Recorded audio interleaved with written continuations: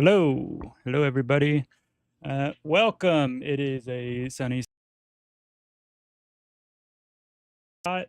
I'll do a quick update on my day and stuff before we're going to jump into our history topic for the day, which is going to be ancient Mesopotamia. And then we'll be getting into news.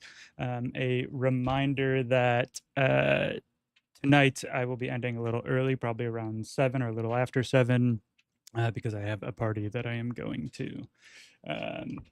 So today, woke up, took my dog on a walk. She is currently behind me, but none of y'all can see her.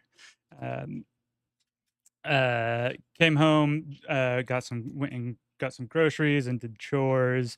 I worked on the game that I'm working on a bit before taking the dog out again before stream. Hope everyone is having a good day, though. What do I get? There we go. Alrighty. So, oh, I accidentally maxed out the volume on that music I was playing. Not fun. All right. So today, we are covering ancient Mesopotamia. Yesterday, we started our world history journey with prehistory. Ended up being a lot of science, going from how humans first evolved from apes to hominids, which are human like peoples, how we evolved to have our upright posture, have opposable thumbs, and our bigger brains, which then eventually let us make tools and start using them to improve our lives, including even with art and the like. And then the very first starts of civilizations as people started to settle down, make settlements, get agriculture set up, and start learning. Um, so now we are moving on to some of the first civilizations. So not just a single settlement or anything, but more complex.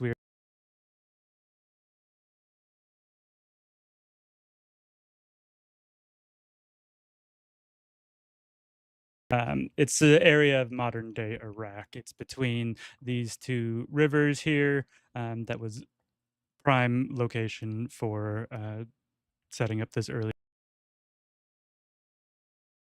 years. The area is called the Fertile Crescent, which also kind of extends. Uh,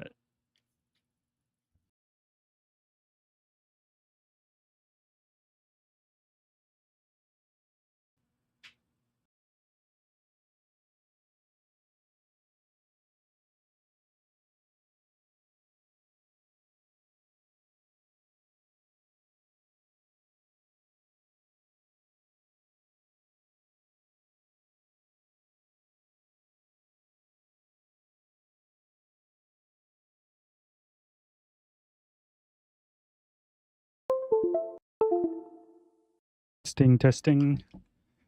Okay.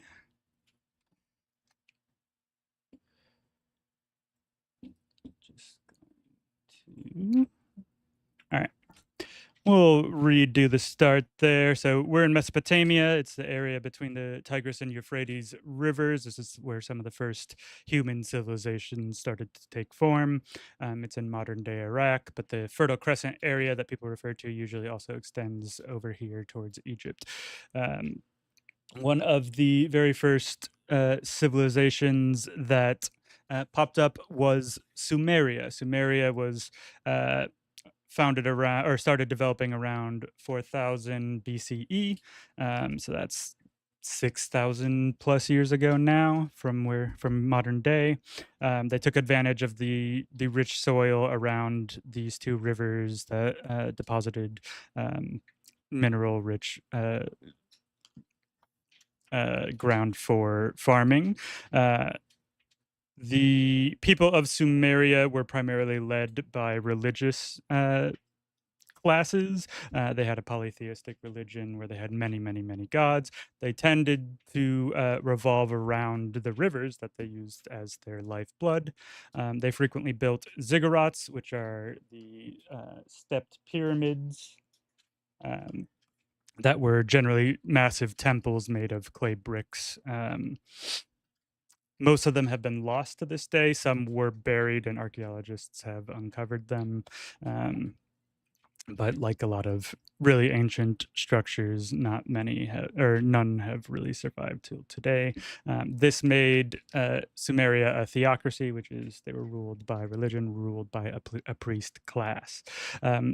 Other major inventions by the Sumerians around 3000 BCE, so they had been around for 1,000 years, was they started to create the first forms of writing.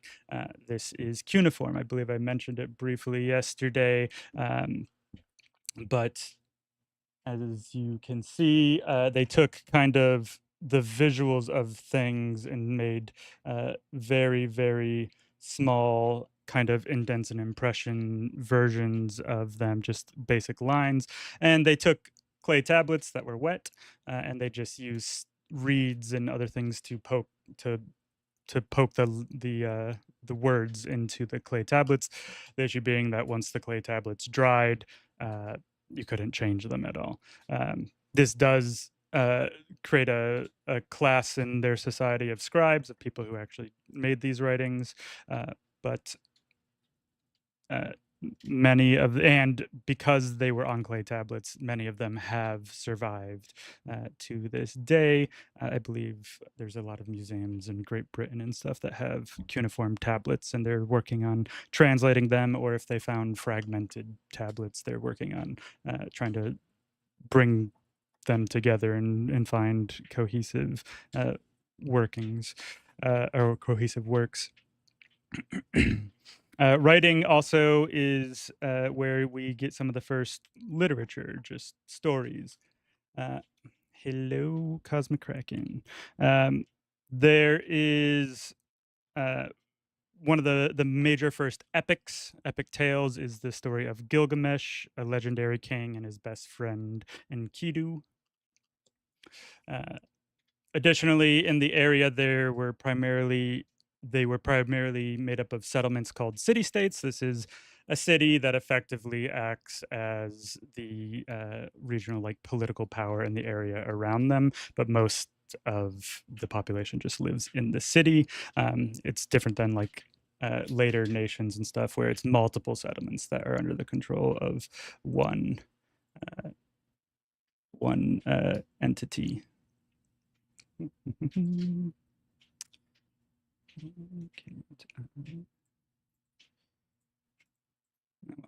Uh, the Sumerians also were the ones to invent the system that we use to tell time, with 60 seconds equal a minute and 60 minutes equal an hour. Following as the city-states in Sumeria started to compete with each other and fight over resources, eventually Sumeria broke apart and fell, and that happened around the year 2000. So Sumeria lasted about 2,000 years. Progress was really slow back in this time, so that tracks for that time period. Following them, the next major civilization in Mesopotamia is the Akkadian Empire. They were led for about 50 years by King Sargon the First. They were primarily known for setting up their language. It's one of the Semitic languages. Today, some of the Semitic languages are Arabic and the like, and it really so, as you can tell, the languages have lasted and continued to be used as a root language in the area up till today. Following them, Babylon, which you can see on the map here in the green. They were one of the preeminent cities in the region. One of their major leaders was Hammurabi, and he is the one who initially founded the first set of laws. He had a list called Hammurabi's Code, and it just included 282 laws that were written down for the first time, so people knew that if they committed certain crimes, what their punishment would be. Frequently, it was along the ideas of eye for an eye, that essentially the punishment should be equally as bad as the crime. Additionally, the Babylonians did construct roads, and they encouraged trade, and they essentially became a hub in the Middle East, even bringing stuff over from India or Egypt as well into the region. There was a bit of people of different classes were treated slightly differently under the law, which is still around to this day. But yeah, the first idea of laws goes back to Babylon between the year of 2000 BCE and 1500, and also their city or their society was patriarchal, meaning that it was ruled by the father or the men of the society. Later on, in around the years 1400, The next major civilization that rises is Assyria, which you can see up in the north here. It was a given its central location, it frequently was the target of attacks from outsiders, less civilized people raiding them for supplies and stuff. So the Assyrians became very effective warriors, and they started to conquer lands. They pushed in towards the Nile River of Egypt, the Persian Gulf, uh, and King Sargon II, who is Assyrian. The first one was Akkadian. Uh, he is the one who established the idea that kings have absolute power, that they are um, the pinnacle of the law. This goes in combination with previous ideas of kings being ordained by God and the like. Um, they also expanded their trade networks even into the Mediterranean. Nineveh, the city which you can see right here above the word Assyria along this river, ended up becoming their capital until about the year 700 BCE. So that's a couple hundred years of the Assyrians being around. They constructed the world's first libraries of the tablets that were first invented by the Babylonians. It's very important when looking at history that you note that cultures always are learning from each other as they interact, whether through trade or conflict and stuff. So even though Babylon is, or sorry, Sumeria is the one that first created clay tablets and stuff, now everyone has started to make use of them in cuneiform as the way of writing. The Assyrians were eventually put in or eventually fell as they came under attack from the likes of the Persians, which would have been from the east, the Scythians, which would have been north up here past like the Caucasus mountain ranges and modern day Armenia, Azerbaijan, Georgia, those areas, as well as the Medes, which actually I don't know myself, but um, following all of these other rising empires in the Middle East, Babylon does kind of get a second golden age in the 600 BCE era. Uh, they were called the Chaldeans. Uh, and they were known for their mastery of mathematics and astronomy. They even had, they identified the first 5 planets that astronomers knew of: Mercury, Venus, Mars, Jupiter, and Saturn. And they even had people dedicated to just trying to track them. So as you can tell, this area of the world saw some of the earliest nations. It's from, and then also developed a lot of the basics of laws, writing, math, and warfare. Which brings us to the end of the chapter on ancient Mesopotamia. Next time, we'll be covering ancient Africa. And this is where we'll actually get into Egypt, which existed around the same time period as a lot of those other ones. It's just in a different category because it has a lot going on. Thank you for listening. And then we'll be moving into the news. Does anyone have any comments or questions, though?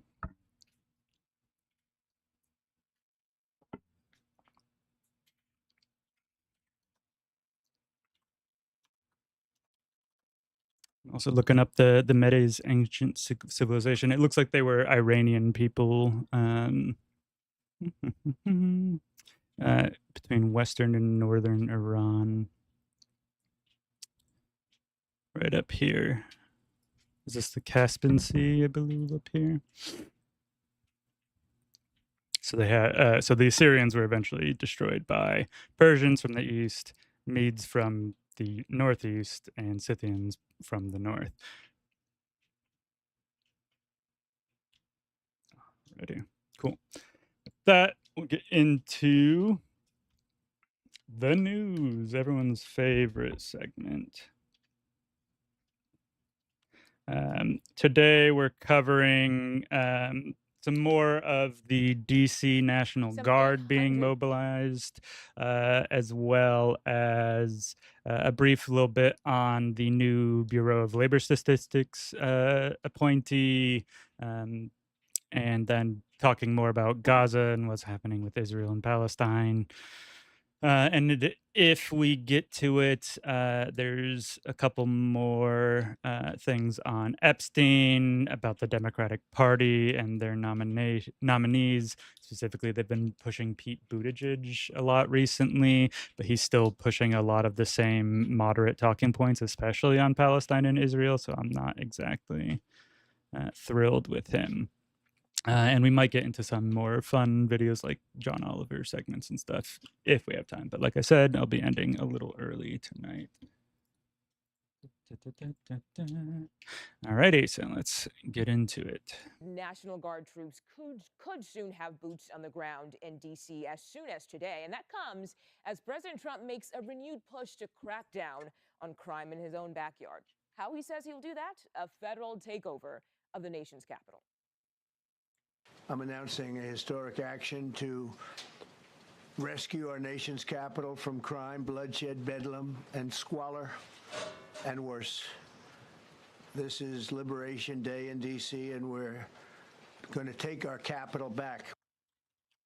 But we took a look at the numbers. Despite President Trump's claim that crime is getting worse in D.C., stats show as of yesterday, total violent crime was down by 26% compared to last year. And when looking at all crime, which includes burglary and auto theft, there's been a drop of 7%.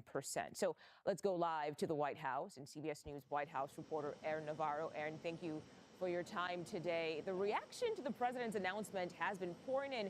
What are people saying, and what is the administration doing regarding the homeless population in the D.C. area? Yeah, Mugo, good to be with you. The administration and supporters of what the president has done has said that while crime has dropped from that spike in 2023, the crime rate per capita is still higher in D.C. compared to larger cities in America. Critics of the announcement have said that it is an overreach of the president's power, that there are not the conditions there for a, quote, actual emergency that President Trump invoked to be So yeah, I take a little issue. It's not an overreach of his power. DC is not a state. It's under federal jurisdiction. The president does have power there. It is definitely unnecessary. There is no actual emergency. No crime statistics support it. No one living in DC seems to understand why this is happening. It's very much an overreaction on the president's part. Able to control the police department in D.C. and said that if the president and Republicans cared about improving the conditions in the city, that they should have allocated the $1 billion in funding for the city. Regarding the homelessness, which President Trump kind of talked broadly about, there are still questions on what is new from the announcement that he made yesterday. You saw the White House put out an executive order in March saying that they would remove homelessness encampments from federal grounds, and you saw Interior Secretary Burgum say that over 70 of those camps had been removed since that executive order in March. The White House also put out an executive order in July that would essentially make it easier for states to remove homeless people from their streets and put them in medical treatment centers. But advocates say that doing that involuntarily is inhumane, and said that the best solution for solving homelessness is giving them affordable housing.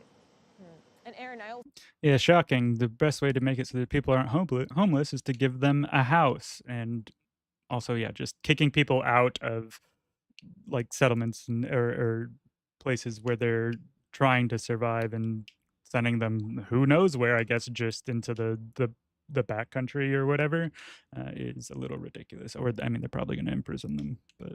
I also want to get to this because in that same news conference from yesterday, the president answered some questions about that face-to-face meeting with Russian President Vladimir Putin. So let's listen to what he had to say, and then we'll get your take on the other side. There'll be some swapping. There'll be some changes in land. And the word that they will use is, they make changes. We're going to change the lines, the battle lines. Russia's occupied a big portion of Ukraine. They've occupied some very prime territory. We're going to try and get some of that territory back for Ukraine. The president also said this sit-down would be sort of a feel-out meeting. So, Aaron, are we likely to see some progress made on Friday? That this video also is covering Ukraine. Yeah, you're seeing the president kind of dampen the expectations for this meeting. As he mentioned, the occupation of land remains a key sticking point for both sides, and neither Zelensky or Putin, at least publicly, have nudged in what they would give up or take in terms of that land between Russia and Ukraine. The president kind of framed this as a feel-out meeting, said he'll be able to tell within 2 minutes if he can reach a deal with Putin, but then said that, when asked if Zelensky would actually be there, that he will call him after, but didn't give any indications that this would be a trilateral meeting between Trump, Putin, and Zelensky.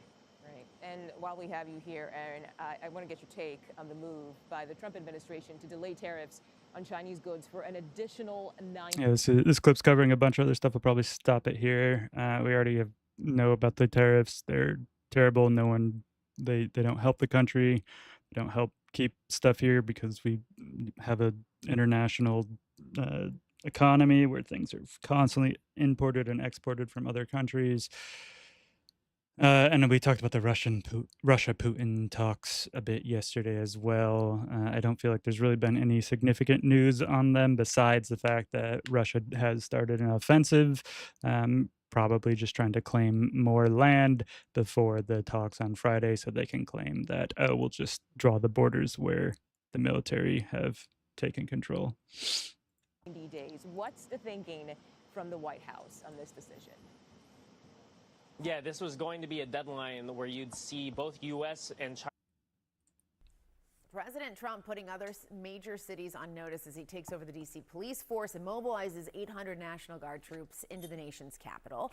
The president saying he wants federal agencies to combat crime that he believes is out of control. Let's bring in CNN chief data analyst Harry Inton to break these numbers down for us. So Harry, let's start first with, do D.C. residents actually want this? No, they hate this whole idea. I think there's some idea out there that Trump's somehow a conquering hero, but he's in fact is welcomed in Washington, D.C. as Eagles fans are Commanders games. What are we talking about here? Well, take a look here. D.C. residents on Trump and local issues. He's too involved. Look at this. 71% say he is too involved, and this, of course, was even before Monday's actions, compared to just 11%.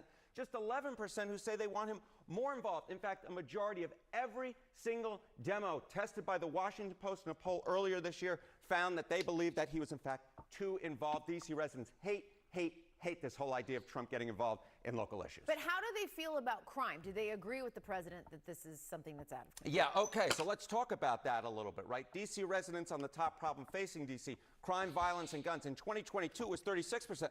But look at this. It dropped 15 points to 21% earlier this year. I should note that about 50% of D.C. residents do believe that crime is an extremely or very important problem, but even that 50% is down from 65% back in 2024. So D.C. residents, like the crime statistics because themselves, crime has suggest that been crime is dropping in the becoming U.S. less of for an issue years. in our nation's capital. And at this particular point, just 21% of D.C. residents, in fact, believe that the top problem facing Washington, D.C. is crime, violence, and guns. And that might be part of the reason why D.C. residents, in fact, believe that Trump's getting too involved in local issues and won't exactly like this move.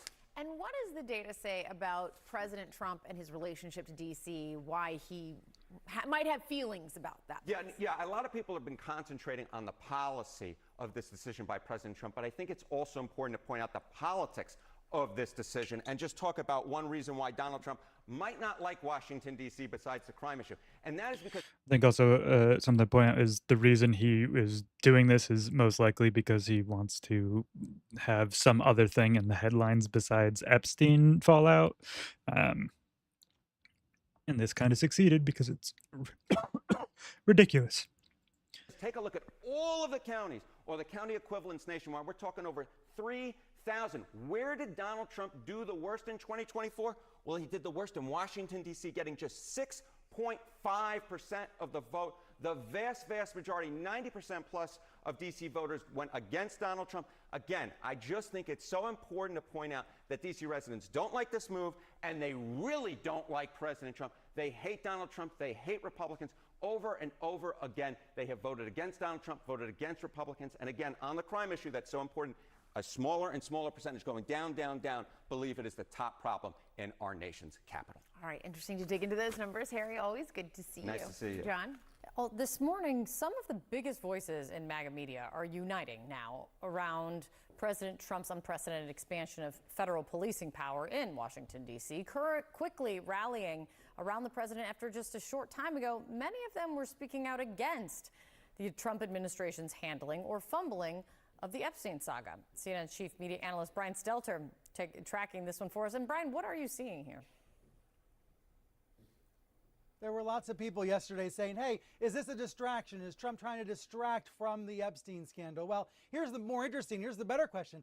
Is it working or not? And I'm here to tell you, yes, it is working. If this was a distraction, yes, it is succeeding. You do see big MAGA media influencers, people like Mike Cernovich and Alex Jones, very much backing the president with this crime crackdown, even though they've spent much of the summer criticizing Trump and pressing for more information out of the DOJ and the FBI about Epstein. Of course, the Epstein crimes. That is not surprising at all. This D.C. story, we're talking about a very real issue, as so many commentators have pointed out, a very real concern in Washington. And yet a lot of the commentary is about feelings and fears and perceptions rather than the facts that are at hand. So very much I'm seeing a consolidation, a rallying of support in MAGA media, as some of those commentators and influencers who were critical of Trump earlier this summer, they're very much 100% behind him right now because they want to see a strongman type leader trying to take action in cities. And Brian, you also have noticed that some of the data that the president is citing is coming from Fox News. I mean, what are you finding here? Yes, yeah, it's coming straight from Fox in some cases, and this shows exactly how the Fox feedback loop works, where President Trump watched a segment last week on Will Kane's show. He saw graphs, bar charts, data about crime in D.C. versus other cities and other countries, and then Trump held up. Yeah, we talked about this a bit yesterday. Fox is not actually an informative network. They have argued in court that any reasonable person would take what some of their hosts have said with skepticism. But yeah, what he's talking about here is if enough people believe something to be true that is false, it doesn't necessarily matter because now people believe it's true, so they act like it's true, so it basically becomes true.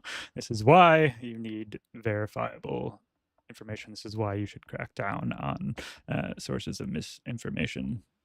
Those exact same charts at that press conference yesterday. Here's a soundbite from Will Kane proving the point from last week.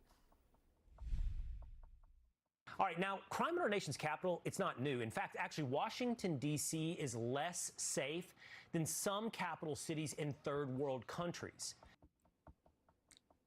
The feedback loop is very real in this case. You can tell that President Trump prioritizes pictures and PR. He wants to see action on the streets of D.C., even in tourist areas and other areas where there is not a serious crime problem. And right now he's getting the pictures he wants. You know, local stations are out on the streets, taking these pictures, getting these videos of this increased deployment.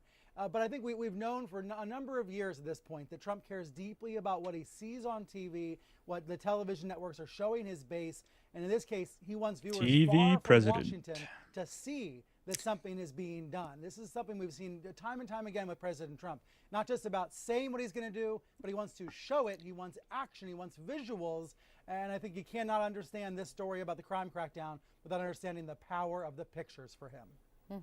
Good point. Brian, it's good to see you. Mayor Bowser is speaking right now. I want to hear what she's saying. And they are the MPD strategic plan moving forward. Well, thank you, Madam Mayor. So I had the opportunity yesterday and this morning to meet with Mr. Terry Cole, who's the administrator from the DEA, and also Mr. Gadai Staralto, call him Gaddy, from the U.S. Marshal. He's the director of the U.S. Marshal. And we have been working collaboratively. I think this is going to be a good effort. It's going to be an effort that's supported by both teams, the Metropolitan Police Department, as well as our federal partners. As you know, we work daily with them. What we've done at this point is we have provided the team, the administrator, with a strategic plan on how we will provide resources around our city. I think it's something that is doable. We know that we have to get illegal guns off of our street, and if we have this influx or enhanced presence, it's going to make our city even better. Chief, what's your role in all this? I am the Chief of Police for the Metropolitan Police Department. AKA, I don't see how adding military soldiers of any sort into the streets is going to help at all. It's just a waste of money, a waste of people's time. And being the chief of police, I am certainly the one who champions to ensure that we reduce violent crime across our city. That is why the mayor appointed me to do that job, which is why you've seen the reduction in crime across our city. This effort will only help us enhance and build upon that. Are you responding? Are you answering to Terry Cole? I answer to the mayor. I answer to Mayor Muriel Bowser. And let me just say this: let us not have any controversy with that, okay? Because I know people want to build upon and create division. We're here to work together with our federal partners, and that's what we're going to do. And how are you going to do that? Can you explain what the National Guard is likely to do, what the federal agents are likely to do? So the federal agents. So the way we would do any operational plan across our city, we would create a plan, we would put our resources together, we will allocate and look at the locations around our city where we have incredibly vague. There are areas of pockets of crime that we would like to address. We also know that there are opportunities for us to build upon our community engagement with our federal partners who work with us every day, and this is the time for us to do that. I won't go into the details and the devils of our operational plan at this point, but you will see Metropolitan Police Department working side by side with our federal partners in order to... she basically said, we're going to work together by working together. Nothing else. Enforce the efforts that we need around the city. Can you tell us what the chain of command is now? What does that mean? Well, is it Pam Bondi speaking to the mayor, speaking to you, or how does this work? So the executive order is clear. The president has requested MPD services, and our home rule charter outlines the process. The president designated Attorney General Bondi as his proxy to request services through me. But does the Attorney General have the authority to implement changes at MPD or just request changes? The executive order is pretty clear, and so is the law. The president has the authority by virtue of the statute to request services. Our organizational chart, how we do business, how we fund the police, how we make changes, none of that has changed. Firing. Yes. Mayor Bowser, you've had some time to think about it since yesterday. How do you sum up how this has played out, where you didn't know about this before it was announced? What I'm focused on is the federal surge and how to make the most of the additional officer support that we have. We have the best in the business in MPD and Chief Pamela Smith to lead that effort and to make sure that the men and women who are coming from federal law enforcement are being well used, and that if there's National Guard here, that they're being well used, and all in an effort to drive down crime. So how we got here, or what we think about the circumstances right now, we have more police, and we want to make sure we're using them. Are you concerned at all that some of the police that are out there are FBI agents who are assigned to offices who are now patrolling the streets at night? I'm going to rely on the police chief to work with her counterparts to make sure people are being deployed in a useful way. Could you explain the nature of the relationship between the chief and the administrator during this 30-day period? It's going to be, she's going to work hand in hand with the people that the president has designated. Just a couple months. And Chief, we hear in some other jurisdictions, the National Guard are made up primarily of police and law enforcement. Do we know the makeup of the DC? I wouldn't be able to say that offhand. I think they come from all backgrounds. Are there a lot of law enforcement? There are a number of Metropolitan Police Department and officers from other law enforcement outfits, firefighters, and others who make up our DC National Guard, because that's who makes up our city.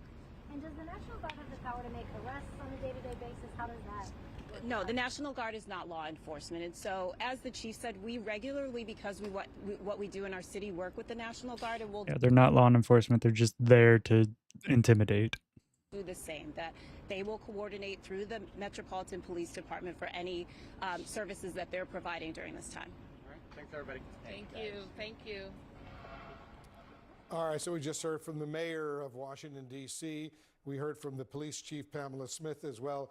Brooke Pinto is still with us, the D.C. council member. What's your reaction? What do you think? Well, we are aligned in this government with our mayor, with the council, with the attorney general, with our police chief. that we have to do more to keep district residents safe. Now, I continue to be of the mindset that we should do so through hiring more police officers. I just moved legislation to get it easier to have more officers come in the door and to stay on the force. We have to do it through the federal government actually supervising people on their parole, filling judicial vacancies, filling the $1 billion budget hole that Congress has left us that has disallowed us to pay our police and firefighters what we want to be paying them. And so there are avenues for intervention and support through the federal government. This is not the appropriate way, but as the mayor said, in the meantime, we are going to stay laser focused on delivering our key responsibility to district residents and visitors, and that's keeping them safe. Well, do you think residents of Washington, D.C. will feel safer seeing all these National Guard troops walking around the streets of Washington, ordered in by the president? I think residents of Washington, D.C. should be able to walk down the street in any neighborhood they live in and be safe. But as you know, there are plenty of neighborhoods here in Washington where they don't necessarily feel safe, especially at night. I think that's true. And I am the first to say we have to do more when it comes to public safety in Washington, D.C. That's why I've championed all the efforts that I have through Secure D.C., through Peace D.C., through... I think, yeah, people feeling unsafe in actual crime is like, you need empirical evidence that crime is a problem and stuff, not just people getting afraid at night or whatever. And like that doesn't mean anything. Leading the last couple budget cycles to increase the police force size. And I will stay laser focused on those efforts, but having federal law enforcement who's not trained in understanding our neighborhoods and our challenges here locally is not the best use of their resources. The D.C. Police Union chairman, as you know, says his group agrees with this move by President Trump, and that, quote, every aspect of our criminal justice system in D.C., he says, and I'm quoting him now, is broken. He blamed radical activists on the city council for that. I want you to respond to him. So I work very closely with our police department. I'm a big supporter of our police department. I think they're the best in the country. And I also do agree that there were some laws that went too far several years ago. And I became the chairwoman of the Council's Committee on Judiciary and Public Safety in 2023.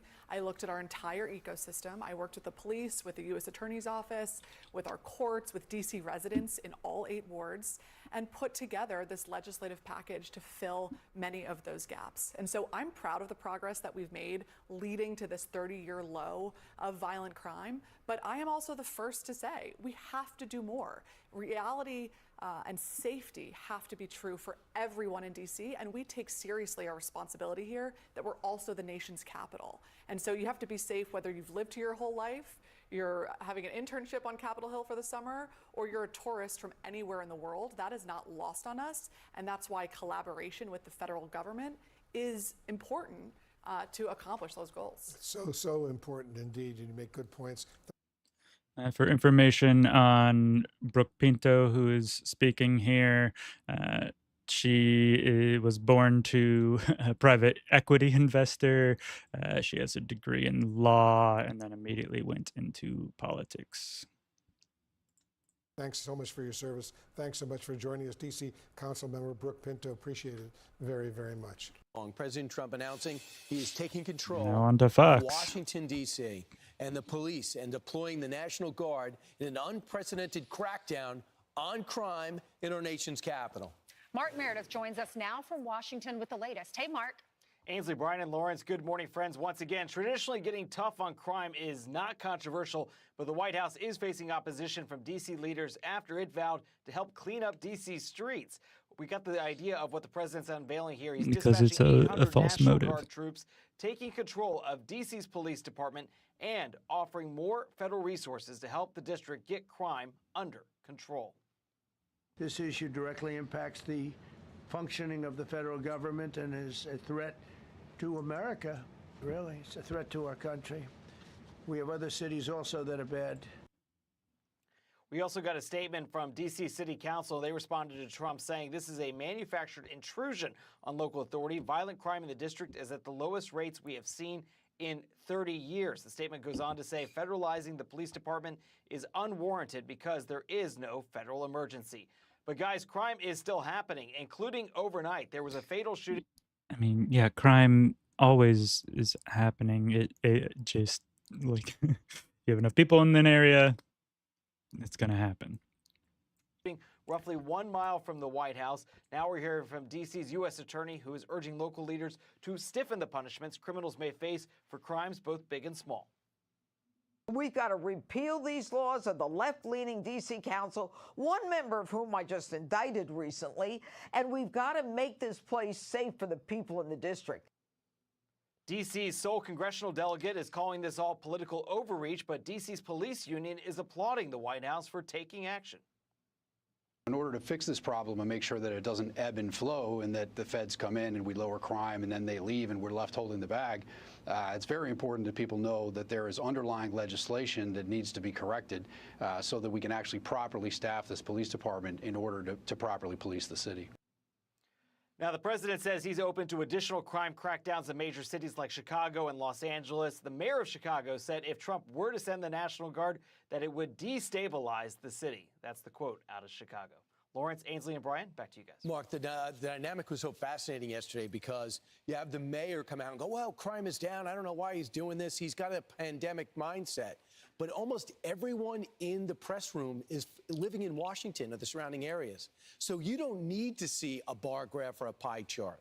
Do you get the sense that no matter your proclivity or what you thought of the president, the people in that room know there's a problem with crime in that city, regardless of what stat is out there? The sense, what Brian, is I this couldn't as agree with you more, evidence? because The statistics sense don't tell the that entire people in a story. And room obviously, if you're a agree. victim of crime or if you know somebody who is, it matters a much bigger deal to you as opposed to just seeing something on a bar graph.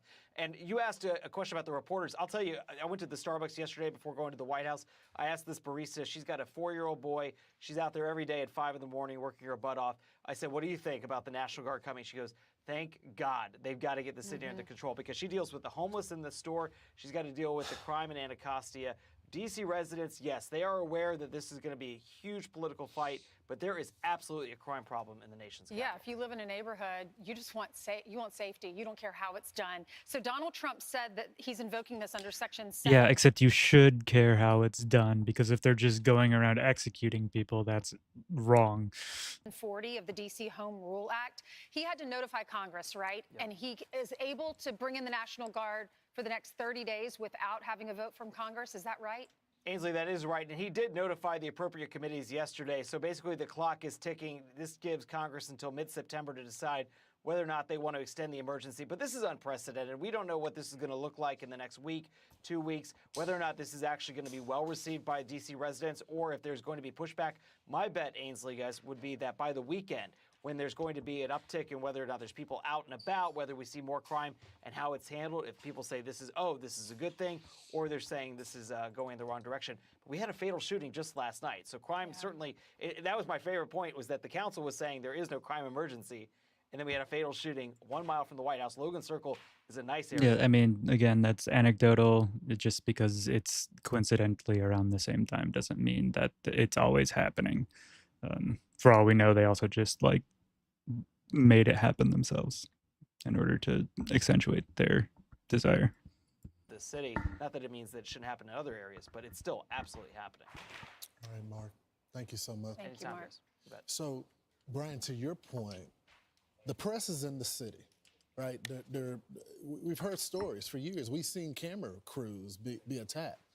But I'm sorry, their questioning of the president during the press conference yesterday wasn't reflective of that. And they kept citing numbers. Well, we have some numbers for you. So if you compare Washington, D.C., the District of Columbia's crime, to everyone in the country, Just so that doesn't go past, that he just contradicted the statement from earlier that, oh, he got the guy who was speaking before had the feeling that all the reporters in the room agreed with this move, but now they were saying, now he is saying that they were actively pushing back against it with stats. when it comes to total violent crime, it's the 10th highest in the country. When it comes to homicides, it's the 4th highest in the country. And vehicle theft, which we've heard this for years now with the carjacking, they're number 1 in the country. So don't tell us that it's safe and the president's overreacting and that the numbers are going down when this is the case. Yeah, we hear all about drugs down in Colombia, right? Well, when you compare D.C. to other countries around the world, look how much higher the murder rates in that capital city per 100,000 people is. D.C. has almost 28. From the White Colombia, House. And as we were 15. seeing Mexico earlier, City, almost 11. he got these numbers from Islamabad, Fox News. 9.2. So now they're Lima, back Peru, on Fox 7.6. News Paris, saying 1.6. from You get the the idea. White But House. D.C. is, what, 27 times higher than London? So here's the thing. I think the mayor gets it.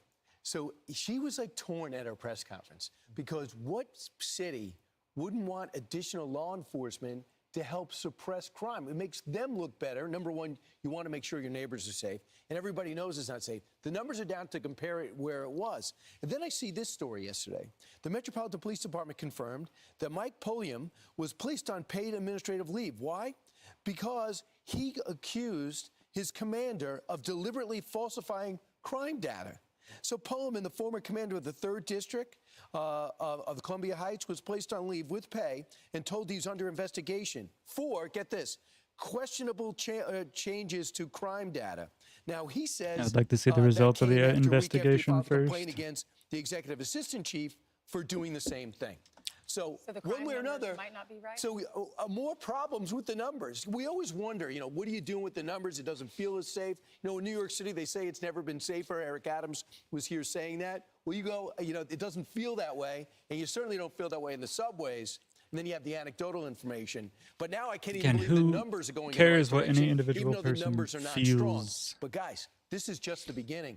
I think he's going Baltimore. I think he's going Chicago. I think he's going Philadelphia. I think he's going New York. And you know why? Because the last time he saw what happened, he listened to the pushback when he put the national troops in Portland and Seattle. And then he pulled them back and said he was the problem. In retrospect, he knows he wasn't. Those cities were allowed to get out of control so they could blow off steam. What do you and he mean? Said, not this They time. didn't get out And of I'm doing control. it not for me.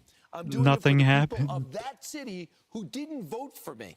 I'm doing it for the country. Saying as someone who those lives that in the Seattle area. deserve to be able to work safely, but it's also the kids. They deserve to grow up in safe neighborhoods and not be impacted by the gangs as Do well. they that deserve is to forcing them. live in Either a you choose the militarized gang city? lifestyle because we control the block, or So safe for the we'll go kids to have after you. soldiers And so walking that's why around you with need the law guns. and order as well here. Let the National Guard control the block, and you won't have Military the crime. I'm Steve Ducey. equipment. I'm Brian Kilmeade. And I'm Ainsley Earhart. Brian, kill me, please. Joining me now, Okay. Harvard Kennedy School. Moving on to the new Bureau of Labor Statistics pick from Trump. Professor and former chair of the Council of Economic Advisors, Jason Furman, and NBC's Christine Romans. Matthew Dowd is back with me. So take us through this inflation report, Christine. What stands out to you? What should stand out to the American consumer? You know, when I dig in here, you can see these little kind of hints of where these higher costs at the border may be working their way through. When you look at furniture, you look at tools, you look at pet supplies, things like that. But you had a decline in energy prices, so that helped keep this stubborn inflation number kind of muted here, because you've got good news on the energy front. But, you know, when I talk to economists and ask them, when will we see higher tariff prices, you know, at the store, in our actual bills, they tell me it's anywhere from 6 to 18 months after tariffs go into effect, because you see all of this maneuvering as companies try to kind of manage these new costs. So right now, maybe not all of the tariff costs is going into the consumer price you pay, but the worry is that it will happen down the road. Jason, this report, again, wasn't as companies have to import new stuff. They might have had the backlog or stuff in warehouses that they've been going through. But as they start importing new stuff, the tariffs will hit. And of course, there was Trump always, you know, going back on his tariffs and all that other stuff, which caused things not to hit as quickly. But it's coming. I mean, we've already seen prices rising pretty much across the nation. I mean, that is initially expected. Is Look it at your grocery bill. because sellers stockpiled goods right before some of the tariffs kicked in? Number of other reasons. Goldman Sachs estimates consumers have paid about 22% of tariff costs through just June, but they believe the figure could climb to 67% by the end of the year. So I guess the big picture question for all of us is, are today's numbers just a temporary reprieve of sorts and consumers should buckle up? Yeah, you need to be really careful about the date of those expectations. If you asked economists yesterday what they thought was going to happen, yeah, inflation came in a little bit below that. But let's go back to November, right before the election. If you look then, the forecasts were that we would have something like 2% inflation. And right now we basically have, excluding the volatile components, 3% inflation. So the big picture is that in the first 7 months of this year, we just had much, much more inflation than anyone had expected prior to the election of Donald Trump, even if the very, very Yeah, that's a 50% increase in expected inflation. latest forecast, it came in below. So big picture, we are not seeing the soft landing that we were all hoping for, and that I think absent these tariffs, we would have gotten a soft landing that would have made it much easier for the Fed to cut interest rates more aggressively and give everyone, the lower mortgage rates that people would love to have. So, Christine, what are you hearing from economists you talk to about this? Because the question everybody wants to know is the worst over? Well, first of all, this is a huge experiment. I mean, this is a dramatic reshaping of global trade. So you have all of these forecasts, but no one really knows how this is going to work out. This is just a seismic I mean, this change happened in right how before we do business with and during huge the costs at beginning border. of the So Great the idea Depression, and is it just that made you're it going to all see worse. higher consumer costs come into the end of the year, and it complicates the picture for the Fed. Now, conversely, you've got this recent weakening in the labor market that might actually spur the Fed into thinking it needs to be cutting interest rates in September. That's something the market liked earlier today when it saw these numbers. It thought, this is stubborn but benign enough that you can probably get the Fed to cut rates to protect the labor market in September, which would mean for consumers there might be lower interest rates coming around the corner here. All right, let's talk about the new Bureau of Labor Statistics nominee, an economist at the Conservative Heritage Foundation. Yeah, this is getting a lot of attention because these numbers that the BLS, the Bureau of Labor Statistics, put together are basically the bread and butter for governments, journalists, markets. I mean, we look at these numbers. These are supposed to be unbiased, non-political readings of the economy, and they are often revised because they are surveys and the data collection isn't perfect. But this person who's going to be running is a president, big fan of the president. President's a big fan of his, a conservative economist who had a hand in some of that material that was known as Project 2025 to remake the American economy. And Yeah, Project 2025 was written by the Heritage Foundation, which is a right-wing think tank. I mean, and if you know anything about Project 2025, it's incredibly authoritarian, racist, and generally will result in a lot of people dying and a lot of people losing their human rights.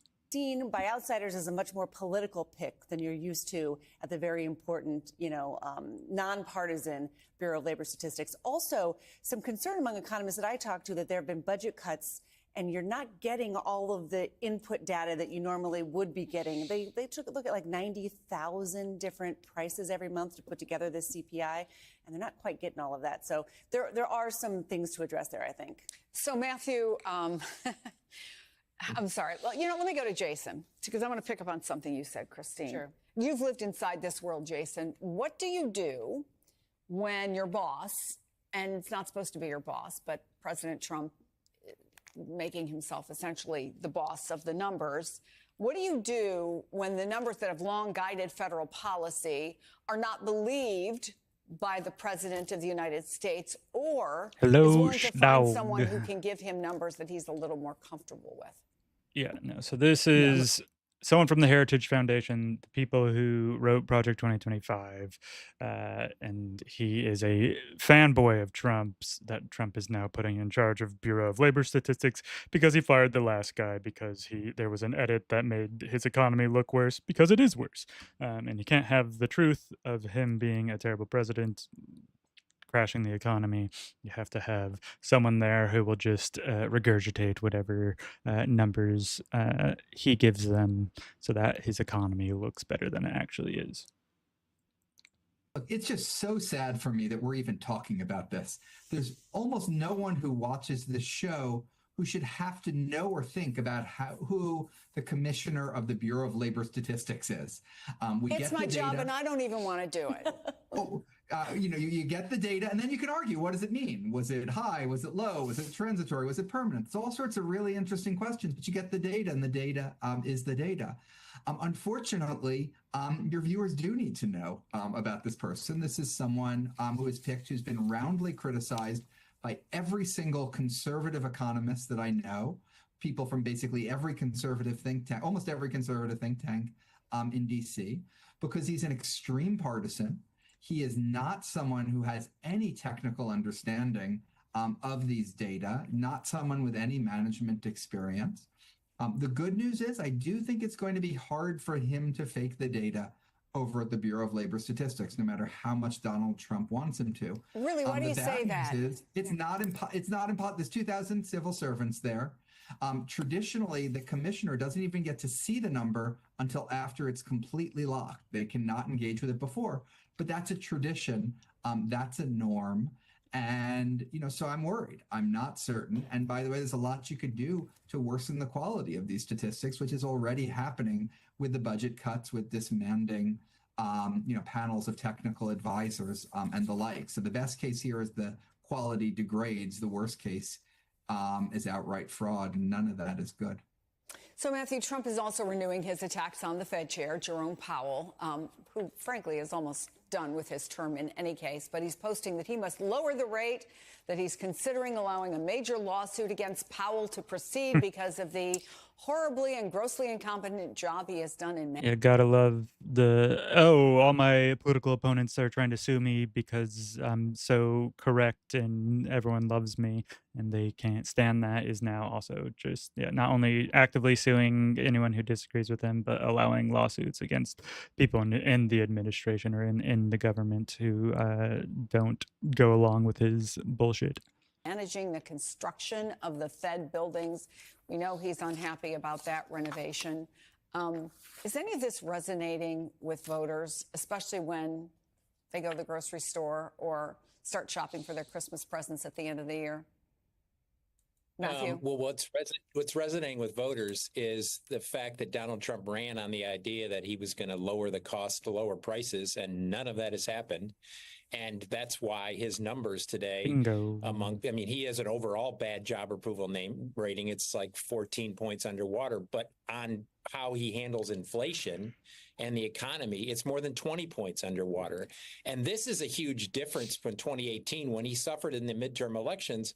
His job approval is about the same, but in 2018, the public had some confidence of his ability to handle the economy. They don't anymore. And so I think what voters are going to see, they're not going to think, inflation is slowing, the number came in better. What they're going to see is they go to the store and things still cost as much or more than it did yesterday than it does today. That's how they look at this. They don't look at it if inflation is slow. They look at it in the actual price of a gallon of milk or their pet food or whatever else they're getting. And none of that has dropped, and it's only increased in the course of this. And so Donald Trump has always had a benefit of the assumption of the voters that he was good on the economy. He no longer has that benefit. And every single thing he does, including trying to, jigger the numbers in the course of this. The only reason he has that benefit of the doubt is because people in general, thanks for, my board game wall is extensive. I also rearranged it for the stream. But the reason people think Trump is good on the economy. One, he's rich, despite the fact that he was born rich. Two, he's Republican. People would always just assume Republicans are better on the economy. And three, what was my third point? I know I had it.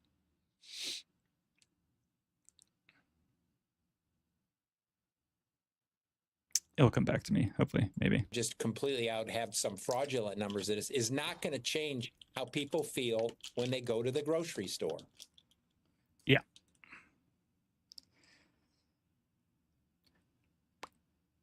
Oh, yes. Third point. During Trump's first term, was the start of the pandemic, and during that time, he wrote those checks to everyone, giving them money. That's why people think he'll be good for their wallets and stuff, is they remember having more money when he was president, so they think it's going to happen again. But it won't, because he's trashing the economy. All right, one more on So, White the House officials Bureau have of been Labor providing different Statistics. explanations after President Trump meddled with the government's top economic data operation. Trump fired the Commissioner of Labor Statistics, remember, this time last week, after a weak July jobs report. And he's accusing Erica McIntyre of rigging the data to make him look worse. The president says she even meddled with jobs numbers last year to try to help Democrats win this election. His cabinet's taking a different approach. Scott Bessent told MSNBC that she was simply incompetent. In many of their cells, the things that they fill in, rather, they used to have 100% the surveys. Some of them, they're just down to 30% of actual data, and then they're intuiting or imputing the other data. So, this is a long-needed change, and the head of BLS is responsible for this.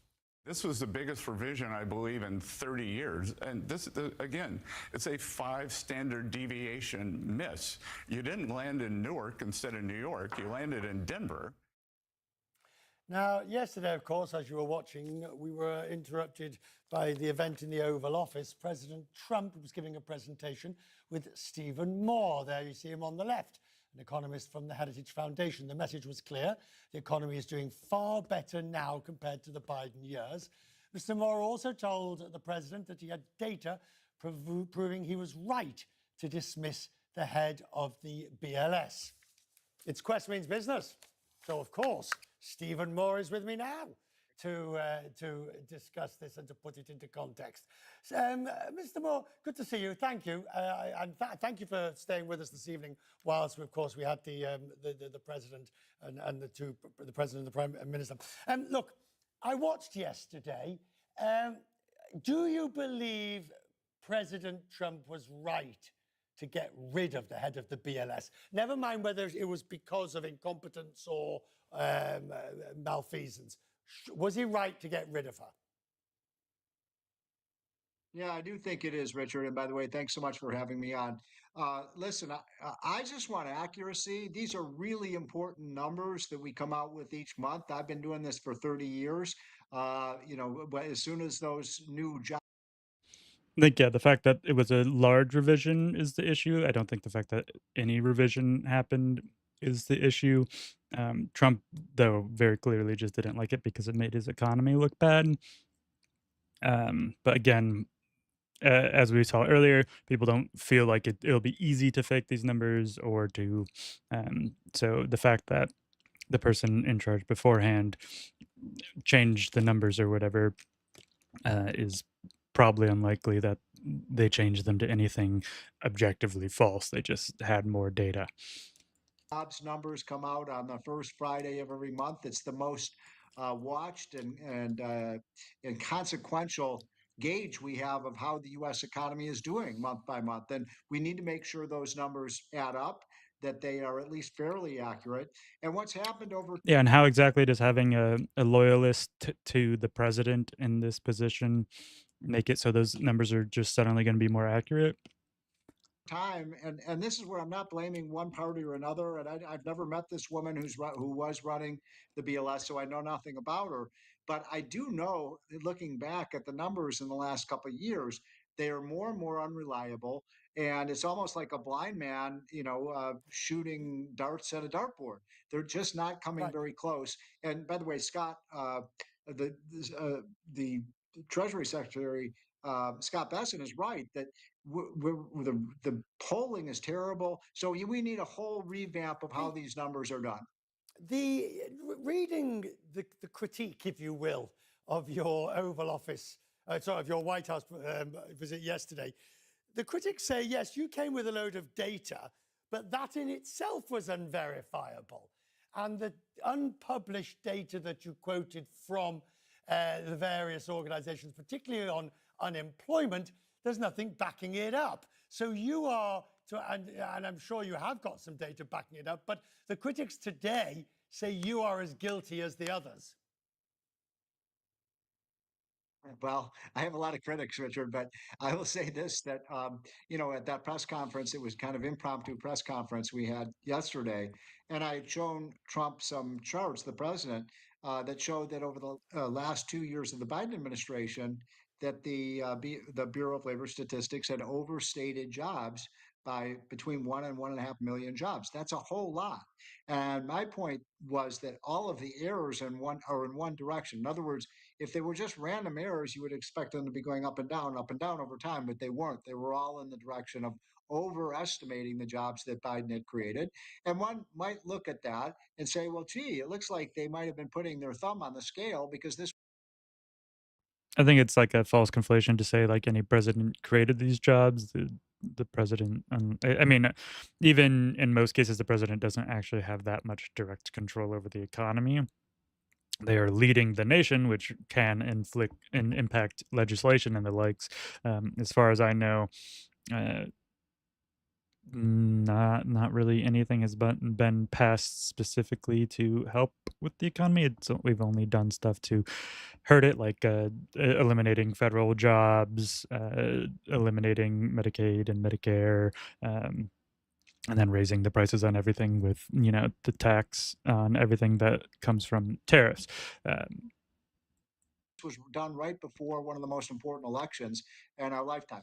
Now, I'm not making that accusation. I'm just saying it's a little suspicious. Right. One of the problems now is the way it was handled.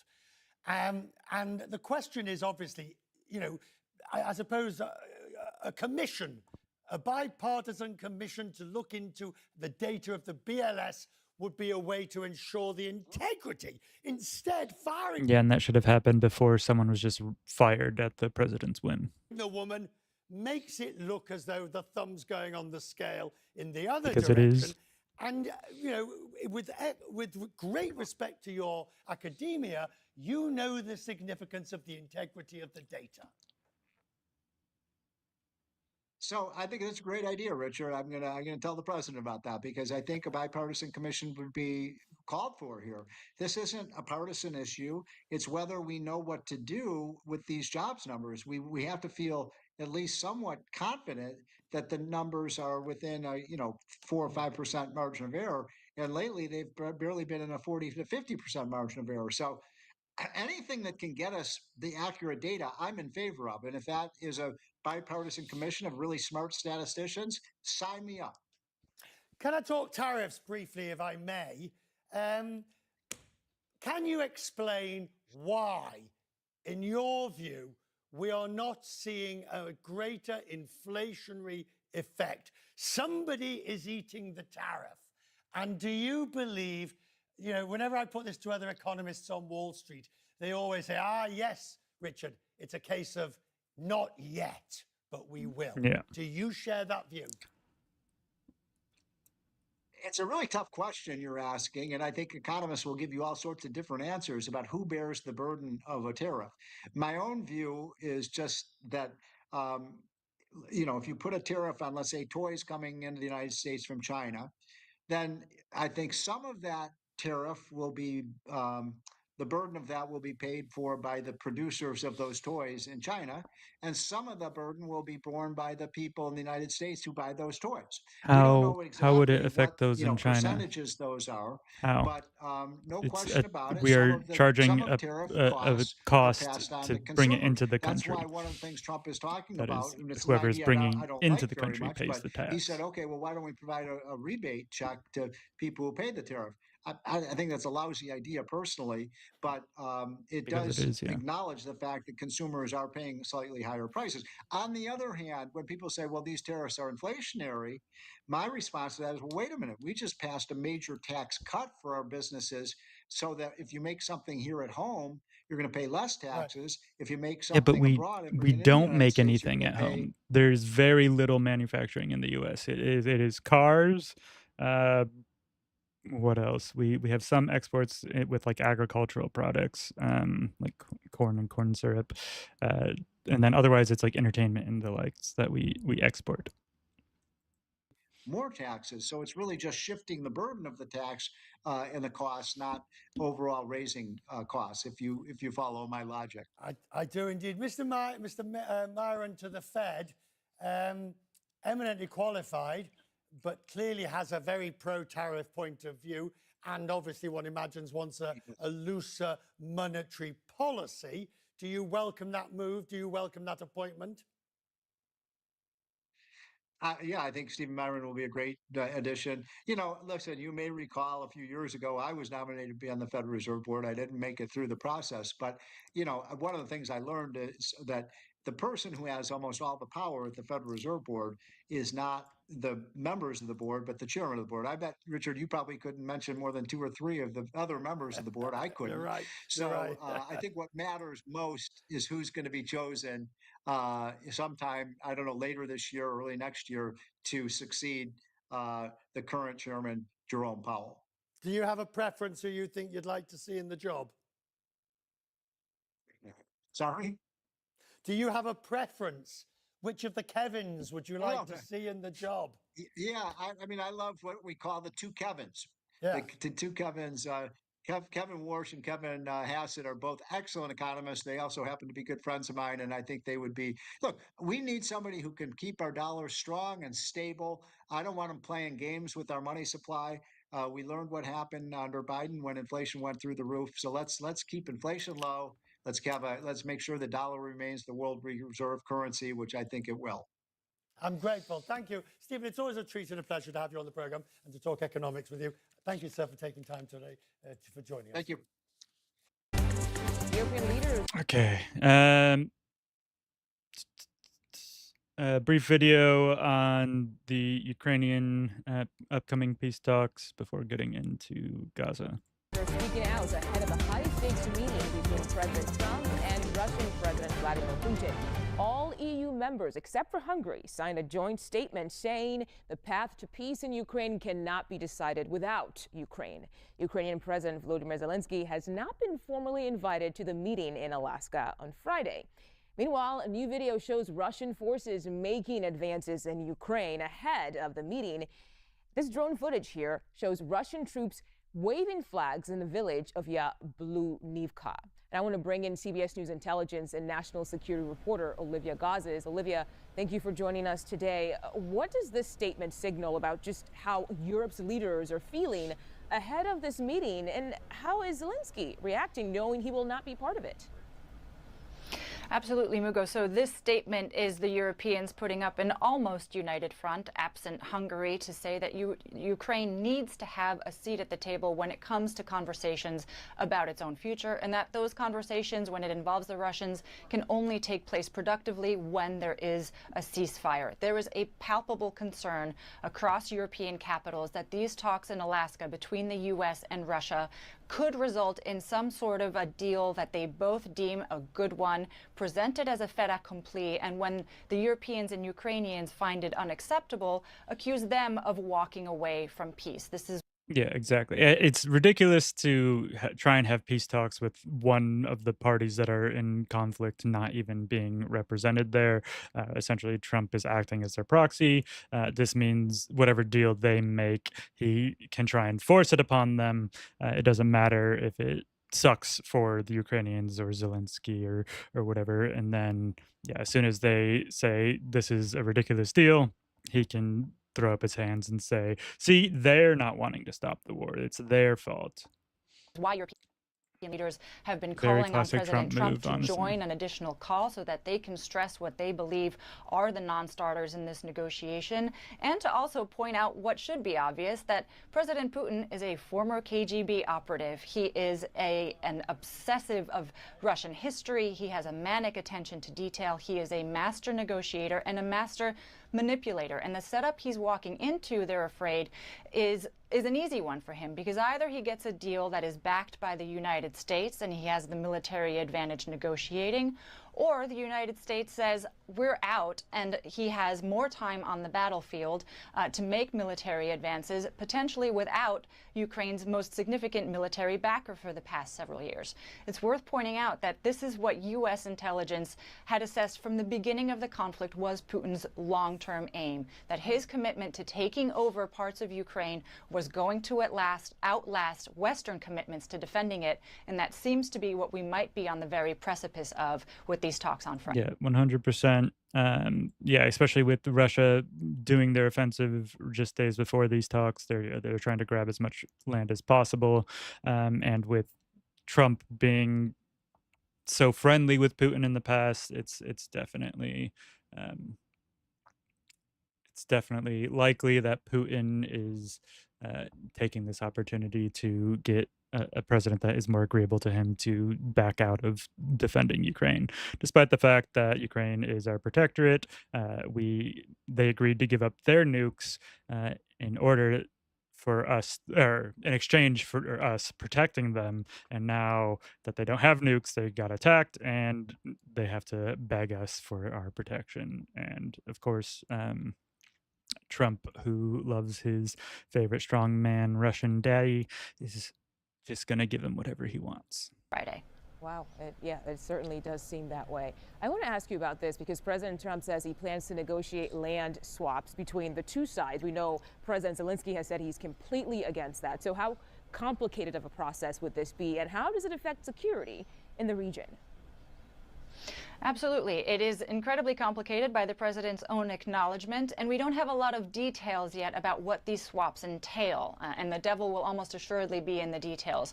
Russian forces currently hold about 20% of Ukrainian territory. Ukrainians don't hold any Russian territory, so any swaps are presumably going to involve Russians giving back something that they have taken by military force over the course of this war. That's not something that we've heard be remotely palatable to the Kremlin, so if they cede anything, it may be sort of a pittance towards what the broader aim is of holding these vast amounts of territory. Keep in mind that the more time that they've been having on the battlefield, it's been to their great advantage. They're making big advances in the east. Ukrainian forces have said they've deployed something like 110,000 troops in the direction of Pokrovsk, which is a main logistical hub. They've bombarded it with drones, and it looks like it could be vulnerable to Russian takeover, which again underscores this notion that the more time they have absent a ceasefire is. Yeah, the issue being that with spam.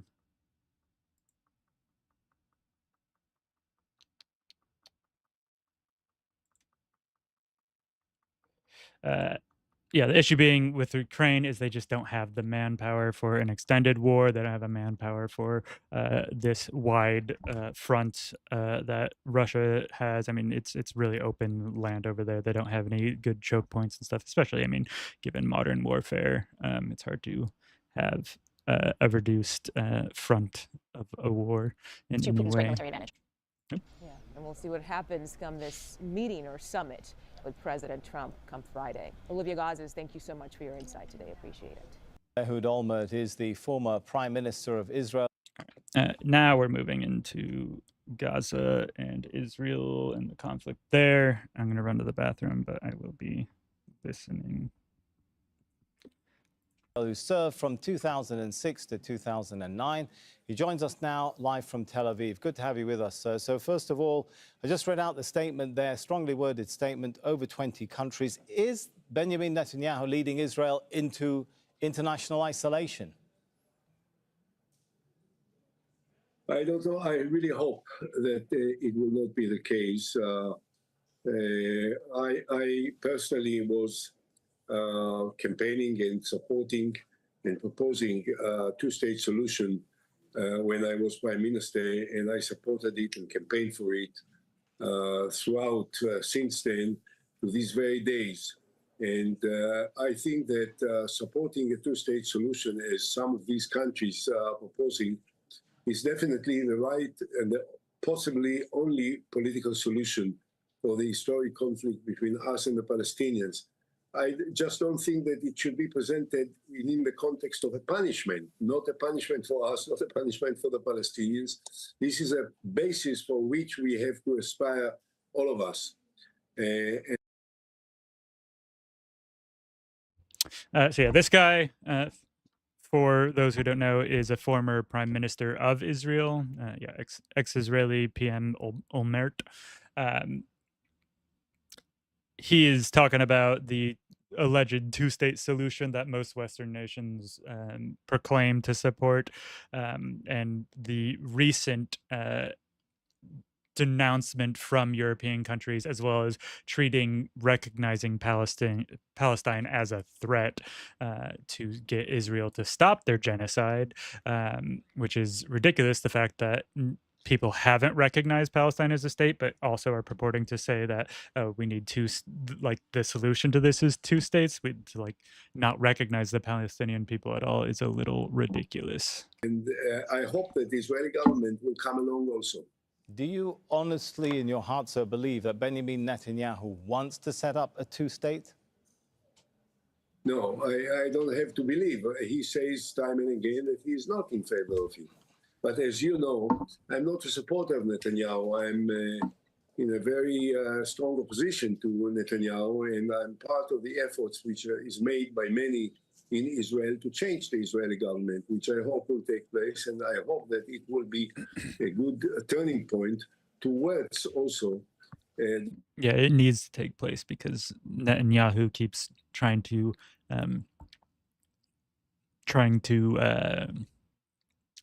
initiate more wars or extend existing wars so that he cannot lose his grasp on power. The beginning of... And there's a lot of discontent in Israel about that. Not about the genocide so much, but about him being a dictator.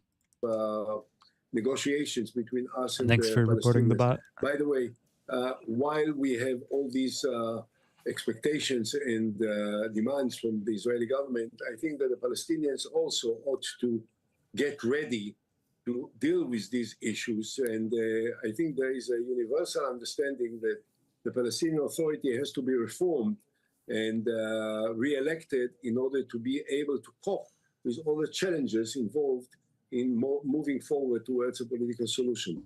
All right, that does seem quite a way away when we look at what's happening on the ground right now, right? I'm wondering, what's your take on the Israeli cabinet's plan that's been announced to take over Gaza City? Is that just a way to keep the war burning? I don't know what they have in mind. I can say what appears to be the only possible interpretation. And the only possible interpretation is that it definitely keeps the war going indefinitely because we are trying to understand what may be the goal or the objective of this military operation. We are not sure that we can. It is ethnic cleansing. It is genocide. They are going to invade Gaza City because they plan to take over the entire strip and murder anyone who currently lives there. Understand it. And as you know, all the former chief of staff of the Israeli army and the senior generals and the commanders of Mossad and of the Secret Service, they are all having the same opinion that this war should end now, that there is not any objective for a military operation, which was the cost. And the cost may be Israeli soldiers, the hostages, and also many Palestinians in Gaza, which we definitely don't want and don't need to kill. Do you think it benefits Netanyahu to keep this war going?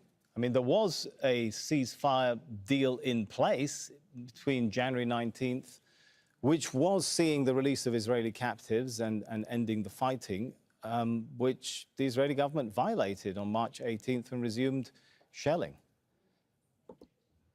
Well, They also were violating it before that. They almost never actually maintain a ceasefire. They frequently are still attacking people during ceasefires. It's just it never gets coverage. It never gets reported. I don't know that it will give him any advantage, but it's likely that he thinks that he will give him any advantage, which I'm not certain about, of course. So I got to ask you, as you know, you were a senior figure, obviously, in the Israeli body politic, the Israeli prime minister, in fact. We're at a stage now where there is a long list of international figures and institutions who say Israel is committing genocide in Gaza. Do you think it's time to recognize that?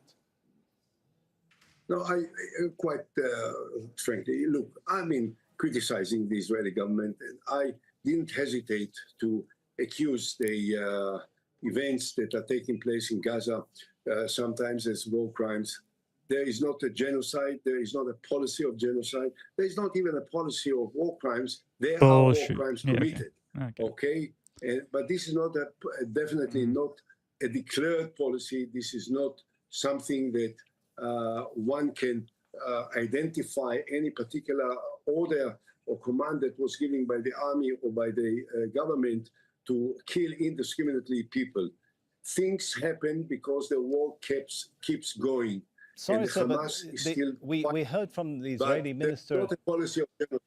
Right, but we did hear from Israeli officials, like the Israeli Minister of Defense, talking about cutting food, fuel, water to Gaza, something the UN Special Rapporteur on the right to food said on July the 17th. He labeled it as Israel having announced its starvation campaign against Gaza and made its intentions to starve everyone in Gaza explicit. Is he right? Yeah, so I mean, I already mentioned yesterday, I don't care about the legal definition of genocide being that there has to have been an intent to commit genocide. If you are systematically, destroying everywhere someone lives, murdering civilians and people trying to help them constantly, and leading to mass starvation. And just like the reporter here just said, they have made their stance on aid coming into Gaza very clear. They are very deliberately starving the population there. Wrong? No, let's be accurate, okay?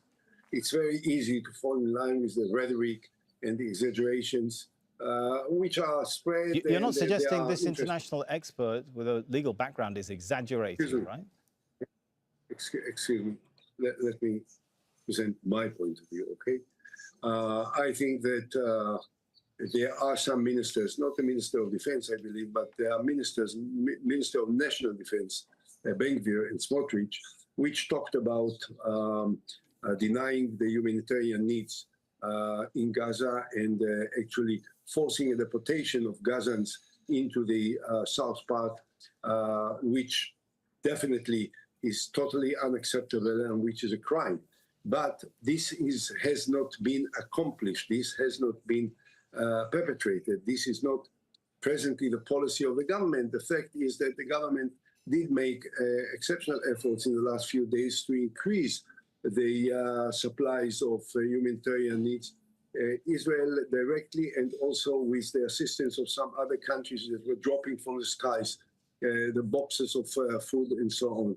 Again, I'm not trying to excuse, nor do I try to defend what I think was a negligence, reckless, irresponsible, and unforgivable denial of humanitarian needs for a long period of time. And this is entirely incumbent upon Israel to provide these humanitarian. Yeah, and they're not providing it because they fear and hate the Palestinians so much that they cannot see them as human beings. That's the issue here. That is why they are committing a genocide, even if they don't have an official stance or doctrine saying that we're exterminating all these people. They have built a culture in which they dehumanize Palestinians as a whole, even the children, even the women. And that is why they are committing genocide right now. Needs, although of course Hamas is trying to disrupt this process in any possible manner because of their own interest, that they don't care about the Palestinians living in Gaza, we all know. But at the end of the day, we are in commander, so we have to find the ways to provide the humanitarian needs and to make sure that no one will starve for death. No one, no a child, not a grown-up, not anyone in Gaza, and that we have to make sure that it is done appropriately, effectively, and comprehensively. So Human Rights Watch, amongst many other internationally accredited institutions, are wrong when they referred in December the 18th to a policy, not negligence, a policy of spurred on by and endorsed by high-ranking Israeli officials and reflecting an intent to starve civilians as a method of warfare. They're talking about an intentional policy rather than just a negligence? Surely you're not telling viewers with all the images we're seeing that this is simply some negligence rather than what credible institutions call a policy. You can bring in more quotations from more organizations. I'm not familiar with this. As I said again, Please. I do not defend International what Criminal can't be Court. defended, but International I would Court not of join Justice. those who say that there was purposely a policy of starvation. There was not a policy of starvation. There was ministers in the cabinet. We all know who they are that were talking about that demanded that, even threatened to leave the government and bring down the government if humanitarian needs will be supplied. But it didn't become the policy of the government. However, there were negligences. There were many failures. And as a result, many people may have lost their lives for no good reason. And this is something that can't be excused and can't be defended and can't be forgiven. But this is presently, I believe, not the policy of the government. This government is a very bad government for Israel, and we are making every possible effort to get rid of it. But we have to put things in the right context. Which I think all these organizations, from the UN to international human rights in the right context to, you know, absolve Israel of the genocide that it is actively committing. Including some of them, Israeli organizations like Beit Tselem, which did issue a report saying there was genocide in Gaza and a policy of apartheid. Then they're not putting things in the right context as well? Now, as I said, you know, you can keep on bringing more and more quotations. I'm not in a position to argue about things which I didn't read. Yeah, he just refuses to interact with anything that counters his worldview, which is that Israel is actively committing a genocide. And evidence that I haven't examined, I can say this. There were many people that lost their life. There were many people that suffered from inadequate supply of humanitarian needs. And in all these cases, at the end of the day, it was the responsibility of the Israeli government to accomplish it. Right. I don't agree that there is a policy. There is negligence. There is indifference sometimes. There are failures. There are ministers in the cabinet which talk about it, but it had not become the policy of the state of Israel.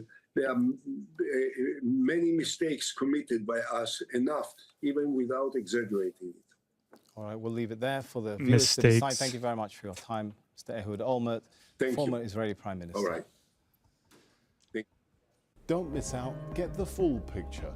Subscribe to Al Jazeera for reliable news and There have been protests across Europe and in the United States over the targeted killing of 5 journalists in Gaza on Sunday. The Israelis hit a media tent outside the main gate of the Al-Shifa hospital in Gaza City, killing the Al Jazeera correspondent Anas al-Sharif, along with 4 colleagues. The British government has called for an independent investigation. The UN called the attack a grave breach of international law.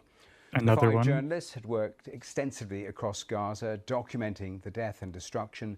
They were killed ahead of expected offensives that will further expand the Israeli military operations across the Yeah, I believe this is what, like 170, 180 journalists killed in Gaza. Yeah, they're rapidly approaching 200 killed. Gaza Strip. Well, let's speak live to Sarah Derour, who's head of protection at Frontline Defenders, part of the Journalists in Distress Network, which helps journalists globally. And thank you so much for being here on the programme. How alarmed have you been by what actually happened on Sunday? Thank you, Matthew, so much for inviting us for this conversation. I think the events on last Sunday are part of a pattern and a trend that we have seen unfolding since October 2023 in the Gaza Strip. Unfortunately, the killing of Anas al-Sharif, but also Mohammed Kraika are another one of killings of 2 human rights defenders who are also journalists, working, as you mentioned, on documenting violations and a genocidal campaign ongoing in the Gaza Strip. And you think it is targeted killings? Certainly, there is enough evidence to believe those killings were targeted. First by the threats expressed by the spokesperson of the IDF a few days ago, which had certainly put a target on Anas' back, and Anas was clearly speaking on that. He knew he was being targeted, he knew he was being threatened, and he published a letter mentioning it. The pattern that we have seen of targeting of human rights defenders, journalists, and their families, for example, in the case of Anas, he not only his family was killed just a few months ago, his father was killed on his family house, but also in the case of Muhammad, who was killed just a few meters away from where his mother was executed last year by IDF, along with other Palestinian nationals in front of the Al-Sharifa hospital. So looking at the region, the specific place where they were killed, the fact that the tent was a known tent for journalists, the fact that there were previous threats against Anas, the fact that their family members have been previously targeted adds on to a clear pattern of direct targeting of the two of them because of their work. Yes, I mentioned in the introduction what the UN has said about it. Tell me and remind viewers what protections do journalists have under international law? So journalists enjoy protection by the international human rights law and also by international humanitarian law. In this particular case, the two of them as journalists were human rights defenders. That means they are protected by the UN Declaration of Human Rights Defenders that protect the right to protect rights. So it means they have the right to promote human rights and they have the right to hold and to seek information on human rights. They are also protected by the Geneva Convention, so the international humanitarian law. So their Article 79 under the Geneva Convention from 1949, which protects civilians. And in this context, the two of them, specifically Mohammed and Anas, I'm speaking on the two of them, but of course the 5 journalists in this context were protected as civilians caught in a hostage. Yes, you will have seen what the Israelis have said about Anas al-Sharif and the documentation. A hostile conflict environment. Sorry, it slightly froze the line to you, so I hope you're still with me. Let me ask you another question, because you will have seen what the Israelis have said about Anas al-Sharif and the documentation that they have shown. In terms of accountability, if the Israeli claims don't stack up, would there be a case against the person that ordered the killing, the person that carried out the killing? So we have seen in previous killings so far a consistent pattern both of impunity. I'm just going to mention one well-known case, Shirin Abu Akleh, who was killed, a journalist from Al Jazeera, who was killed while doing her work. Her case was never brought to justice. There have been a number of communications, both from the ICJ and from ICC, different decisions in which they have condemned the pattern and the practice of labeling journalists as terrorists, such as in this case.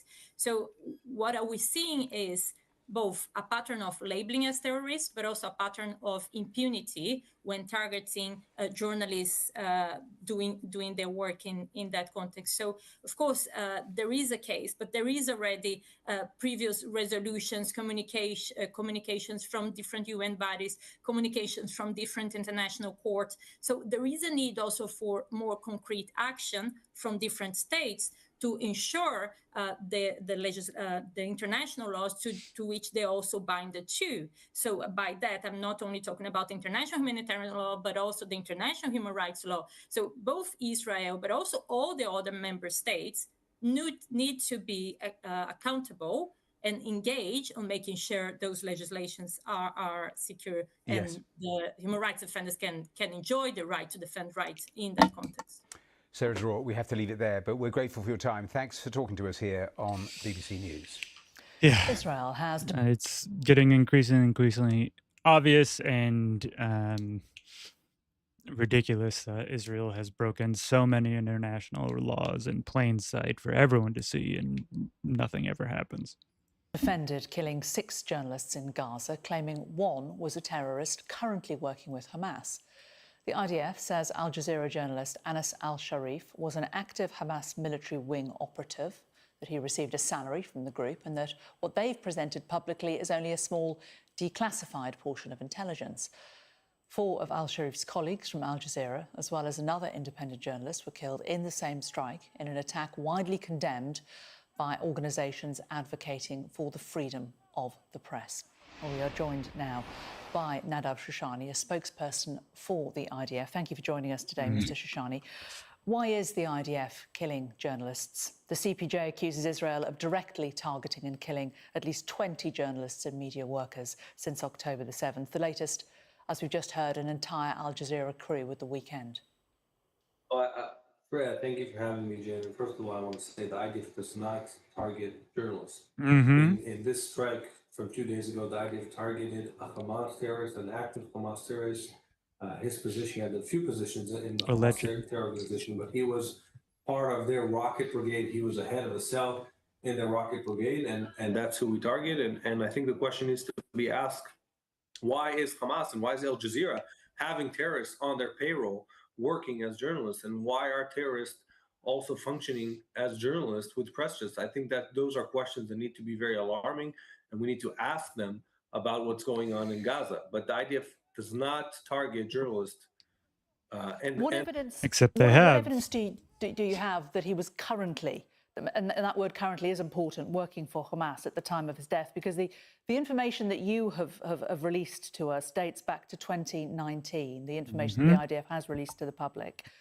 Why are you not able to release information that shows that he was currently working with Hamas? Right. So there's many types of intelligence within Gaza.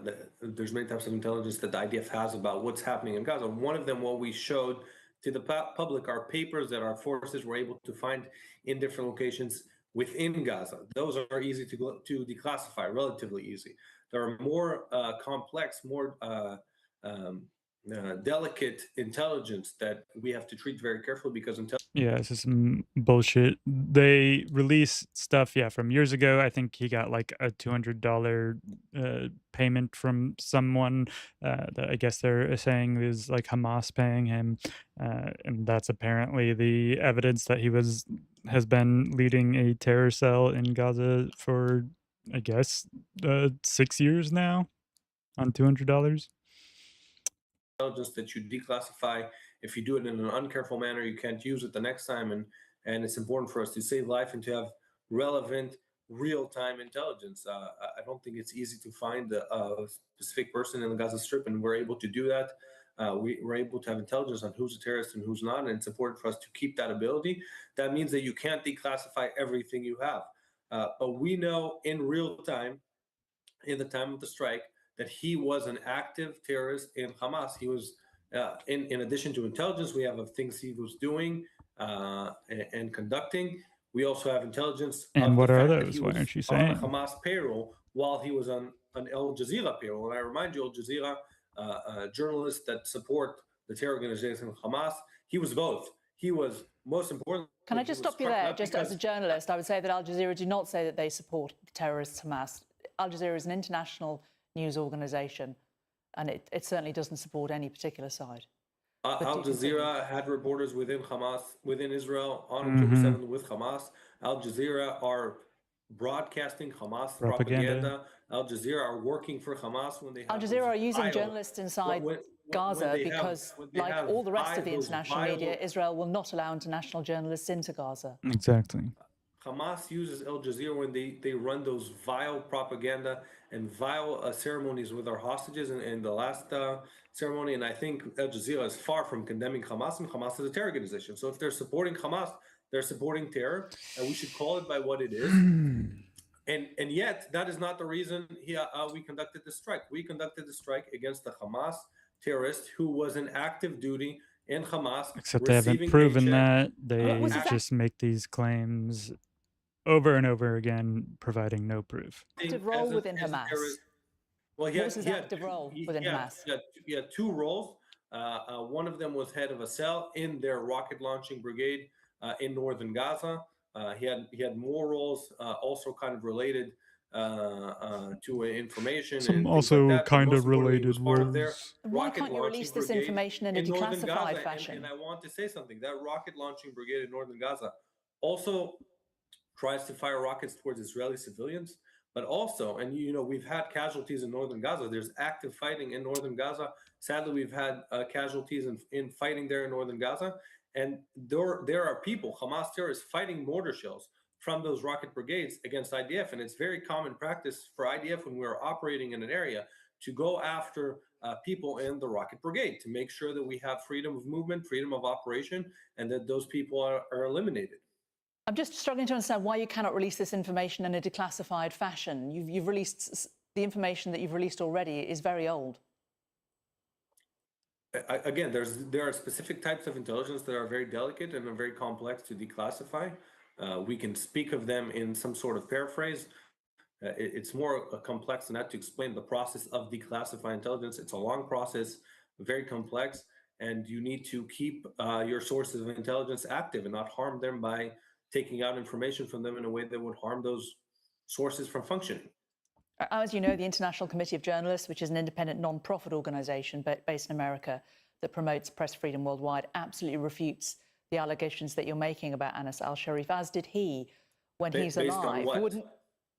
Based on their dealings with him, he also refuted your allegations whilst he was alive. Isn't the burden of proof on the IDF to prove this? Yeah, innocent till proven guilty. I think first of all, we've put out Now he's documentation dead, that we so found in Gaza. We put out the original papers in Arabic that we found in Gaza, proving he is a terrorist. And I don't think in any case in the world anyone would take someone's word as just saying, "Hey, I'm not a terrorist." Okay, we believe you, and that's exactly what happened in this case. That's what's happening in this case, and I think it's just very easy and comfortable. And to be honest, you've been fair in this segment presenting him as we say that we claim he's a terrorist, but in many outlets they don't even present IDF proof that we put. If you don't believe it, it's okay, but do your job and present it.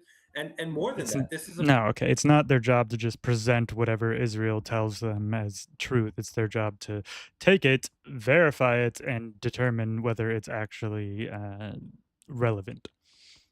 the person who celebrated the death of civilians.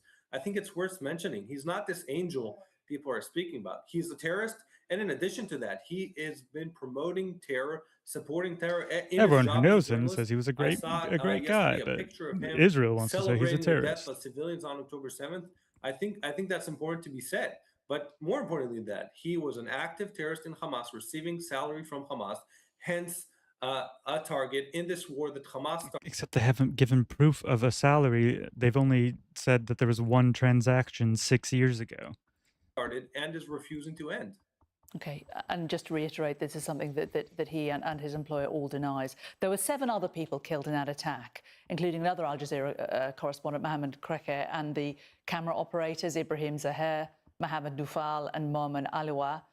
Is the IDF's position that all 5 of those journalists who were killed were also working for Hamas, or are they just collateral damage? We're looking into further details of the incidents, and so when we speak killed about them just for and fun. we classify someone as a terrorist, it's after a long, rigorous process, and after declassification, and that's what we've done. And about the additional people, we're still looking into the incident, and we'll hopefully be able to provide more information soon.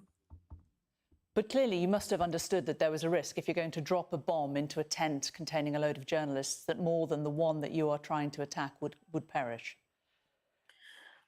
Well, we conduct our operations, and as you see, he wasn't with his family, and we try and conduct our operations in a way that goes after terrorists in the most minimal way.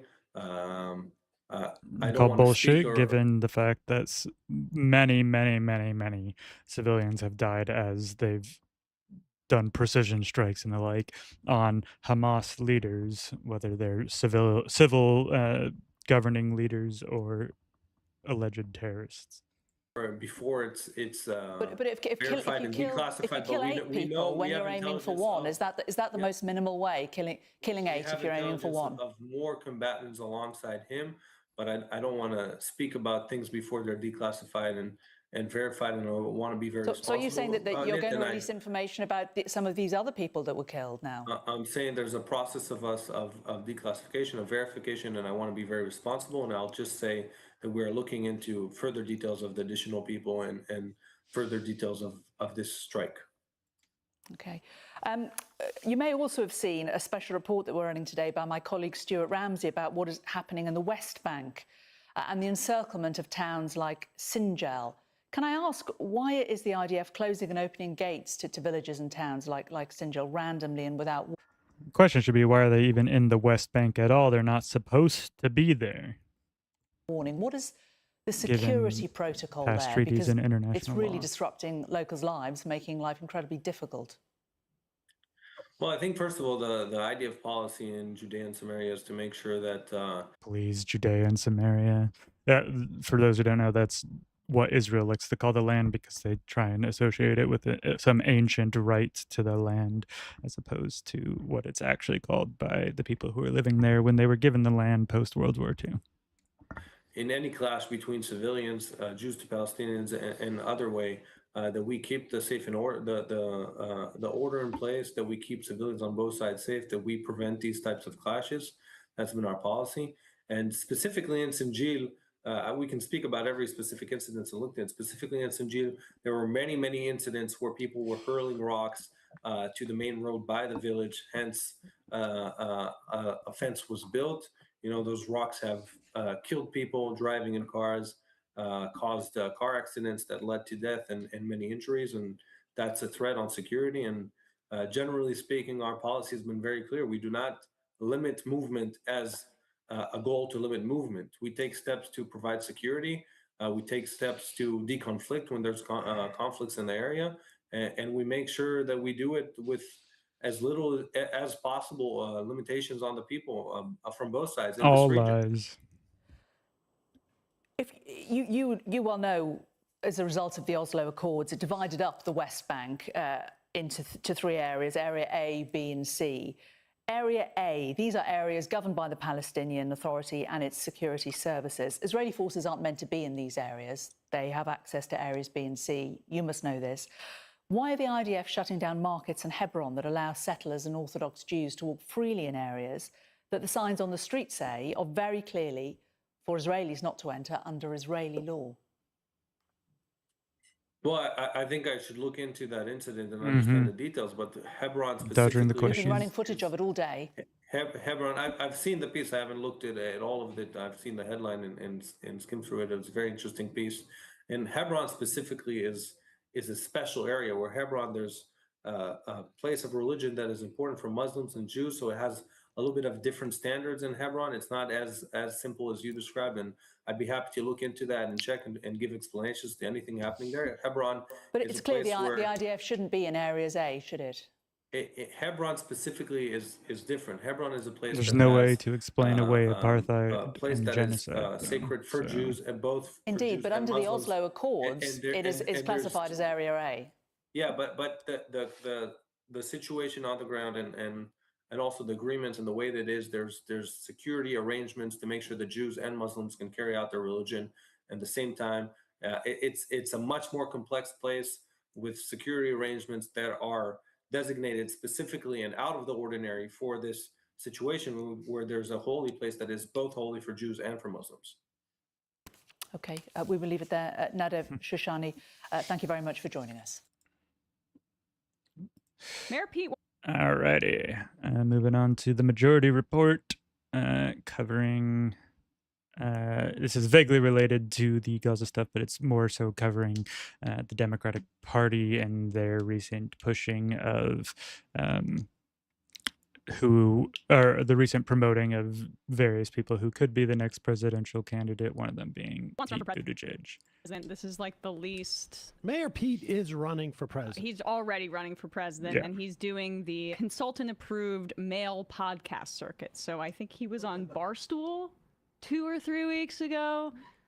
Gavin Newsom's getting the same advice, and it was just interesting to watch him go on all these male podcasts when right around the time where Ezra Klein had this theory about how his appeal is that he is able to talk about maleness and family in a way that nobody else can. What? Yeah. Right. That's Wait, who? Pete Buttigieg. Just because he like a consultant. Like a consultant. Right. And it's odd that like we're still his analysis of him as a strong candidate still doesn't include like what you're going to do for working people, which is my litmus test for any Democratic presidential love candidate. keeping it to the aesthetic realm. Exactly. But here is Buttigieg on Pod Saved America. More than half of Senate Democrats just voted to oppose the sale of over $500 million worth of U.S. bombs and guns to Israel. Would you have voted to oppose sending those weapons? I think we need to insist that if American taxpayer funding is going to weaponry that is going to Israel, that is not going to things that shock the conscience. And look, we Pause see it for 1 images every second. day I just that want to get shock the the standard shock the conscience. I mean, we already have laws, incidentally, about the use of the Leahy laws, about the use of weapons, and about breaches of humanitarian laws, laws of war. And it's quite clear they were breached. We know by reporting that the Biden administration lied about it. So we're so far well beyond that. But shock the conscience, I mean, what shocks Emma's conscience versus my conscience versus, I mean, if anything, Brian's conscience. If anything. I mean, that's Alan Dershowitz? But that's exactly, but that's the point. It's something that, like, definitely we shouldn't do it shock the conscience, but it's also, how do you measure that? But go back. All right. I think we need to insist that if American taxpayer funding is going to weaponry that is going to Israel, that is not going to things that shock the conscience. And look, we see images every day that shock. I just want this mealy mouth stuff is that let it be known that this is identical to the Biden administration's policy in Gaza. It's the same. So if you want more of the status quo in 2028, let's get out ahead of it. If you were in favor of Biden's policies in Gaza, this like very passive language about the genocide that led us to this moment of like just hundreds of thousands being killed, then support Pete Buttigieg because this is exactly what he's saying. He's one of the first dominoes that helped Biden consolidate power in the 2020 primary. Yeah. He's directly responsible. He was in the administration. The conscience. So much of this is complicated, but what's It's not not complicated is complicated. that if a child is starving because of a If. choice made by a government, that is unconscionable. And I think especially including voices who care about Israel, who believe in Israel's right to exist, who have stood with Israel in response to the unbelievable cruelty and terrorism of October 7th. I think there's a reason why so many of those voices are speaking up now too, because this is not Pause just it for a second. something. What's fascinating about this is like all of the stuff that's actually happening in Gaza right now, he speaks in hypothetical. If we see a child if they don't have food, which, look, we know is happening. There is no one on the planet except for Netanyahu who is denying this is happening. Or Netanyahu's not even denying that it's happening now. He's just sort of blaming it on other people, maybe. What happened to Israel, he talks in definitive terms. It happened. October 7th, horror. And now he's saying that, like, even stalwarts of Israel supporters are admitting this hypothetical. I mean, permission structure changing. Exactly. It's He's like a ChatGPT bot. Exactly. Unbelievable cruelty and terrorism of October 7th. I think there's a reason why so many of those voices are speaking up now too, because this is not just something that is on its face and in itself a moral catastrophe, it is also a catastrophe for Israel for the long run. How do you think the next administration should handle The other point is essentially more afraid of Israel becoming a pariah or being threatened than it is about actually caring about people being genocided. our relationship with Israel? Do you think it should change based on what Netanyahu has done the last several years? Well, certainly Netanyahu can't be the only voice or the only compass for what should happen in the U.S.-Israel relationship. And no matter how strongly, or especially because of how strongly you might believe in Israel's right to exist and defend itself, you don't have to make excuses for the choices that Netanyahu is making, especially because they are often made not only in the name of the Israeli people, but Yeah, and a good first step would be actually condemning what's happening and recognizing it for what it is. In the name of a U.S. alliance. I think that we, as Israel's strongest ally and friend, you put your arm around your friend when there's something like this going on. Committing genocide. And talk about what we're prepared to do together. It cannot Finishing the genocide together? Jesus, Pete. Certainly cannot be what we see right now from this administration and this president talking about beachfront property in Gaza before he's prepared to talk about human suffering in Gaza. Do you think it's time to Okay, so I just want to, I'm going to sum up and just condense that for you. Should we change our stance towards Israel in a future presidency? Yes, we should definitely not promote beachfront property in Gaza. Go ahead. Yeah. Nailed it. And it certainly cannot be what we see right now from this administration and this president talking about beachfront property in Gaza before he's prepared to talk about human suffering in Gaza. Do you think it's time to recognize a Palestinian state? I think that's a profound question that arouses a lot of the biggest problems that happened with Israel's survival. It's a profound question because, if we recognize Palestinians as a state or as a nation of people, then we'd actually have to defend their rights as humans, their right to a land, their right to life, their right to not be starved to death. Israel's right to survival. Fucking bullshit, Pete. In the diplomatic scene, and many of the people who have taken that step historically have done so for different reasons than what we see happening with European countries. I think we need to step back and we need to do whatever it takes to ensure that there is a real two-state solution and that no one. First step of that would be actually recognizing the second state. The international community's commitment to a two-state solution where you have Palestinians and Israelis living with safety, with security, with rights. With segregation. I believe that can happen, but we have to actually show some commitment to it. Do you believe, what was the question again? I can't even remember now. Should we recognize a Palestinian state? I believe that it's something that we need to definitely think about. People have thought about it. It's like an animatronic display at an APAC museum. It's fascinating. And that there is no difference in that answer functionally than the Republicans right now. There's no difference. There's no difference. Like, he's saying that if Israel were doing the things that we all see is happening right before our very eyes, then we might take some sort of vague action to prevent a moral catastrophe when we are in the midst of one of the worst crimes in the history of humanity right now. So he enables, with the Democratic and liberal Zionists, enable it with their passive language. They just approach it differently rhetorically, basically. That guy's not serious. And that's a difference between somebody like Zohran Mamdani is a very talented speaker. And I will give Buttigieg that he's a talented speaker, although it wasn't on display in that answer.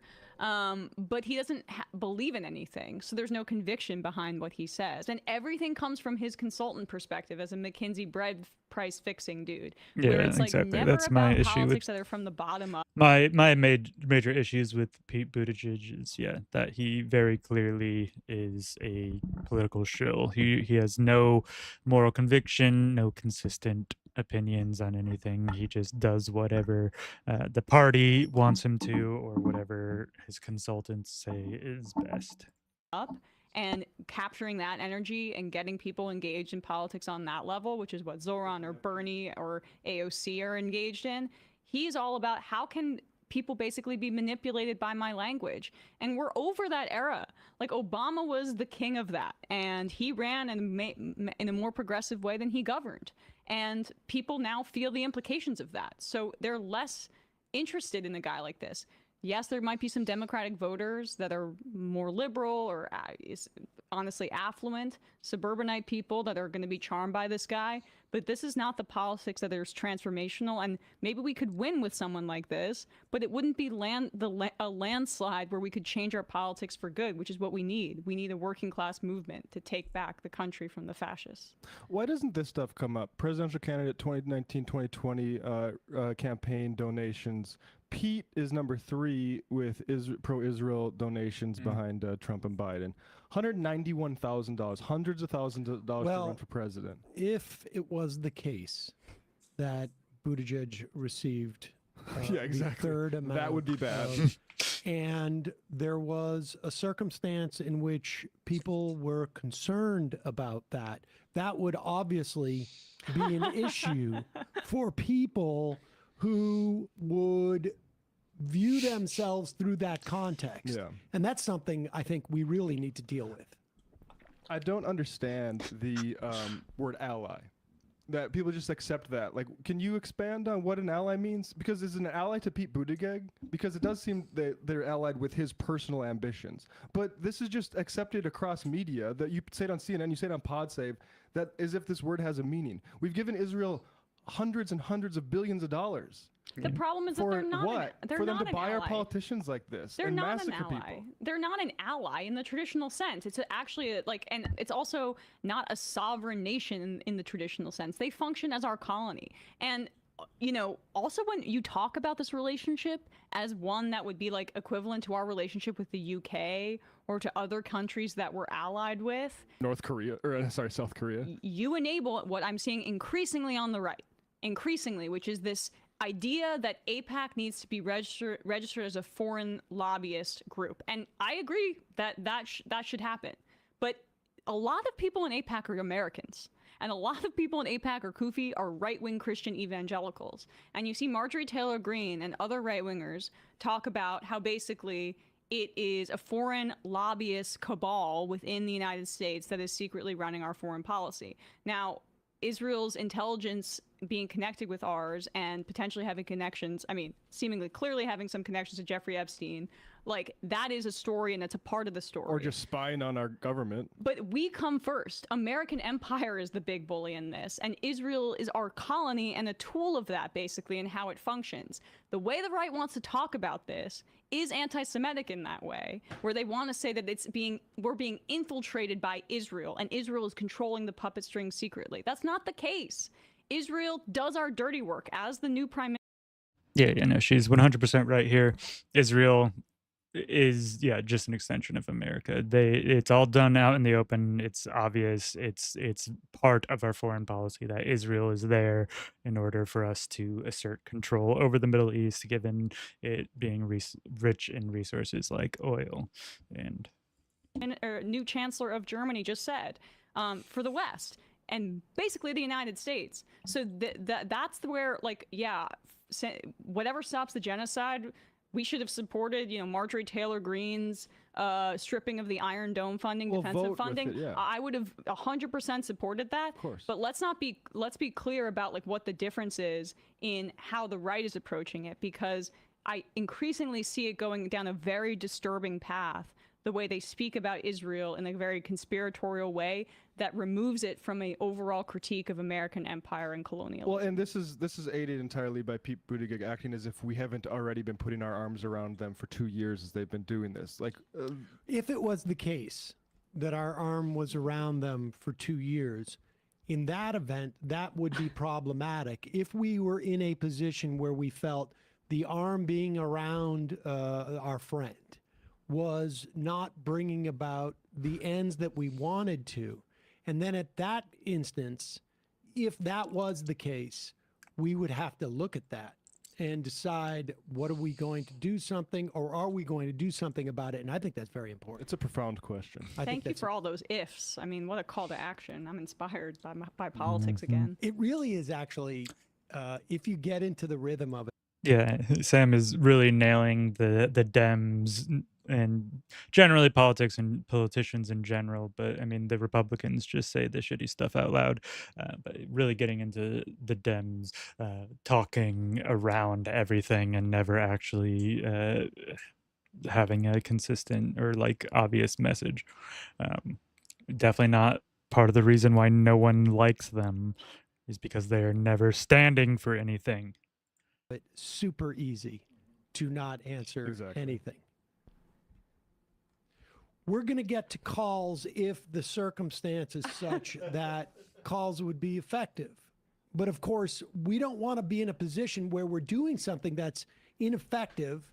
And so I would hesitate in that circumstance to even lock ourselves in a way that would otherwise undermine all the other things that we're trying to do that are important and good. Yeah, look, what situation over there is so complex and inscrutable that I need to take $190,000 to run my campaign and basically take their talking points because of how complex it is.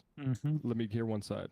If we're in the instance of wanting to further examine this question, and it's an important question, and we should be, and it's one, and I'm glad all of you guys have brought this up. Thank you for asking me. Thank you for asking me that. A little flattery Because I for think you. it really gets to the crux of what it is we all need to look at as Americans. All right, let's go. I feel like that's the way I'm going to answer Saul now. Sam, are you hungry? You know, that's a great question because there are circumstances where one feels like one is hungry. And if that was the case, then I would definitely respond positively to that. But it's also important to keep in mind that people are sometimes not hungry. Sometimes they're even full. And sometimes they're full. And sometimes that even happens with just a little bit of food that you've eaten.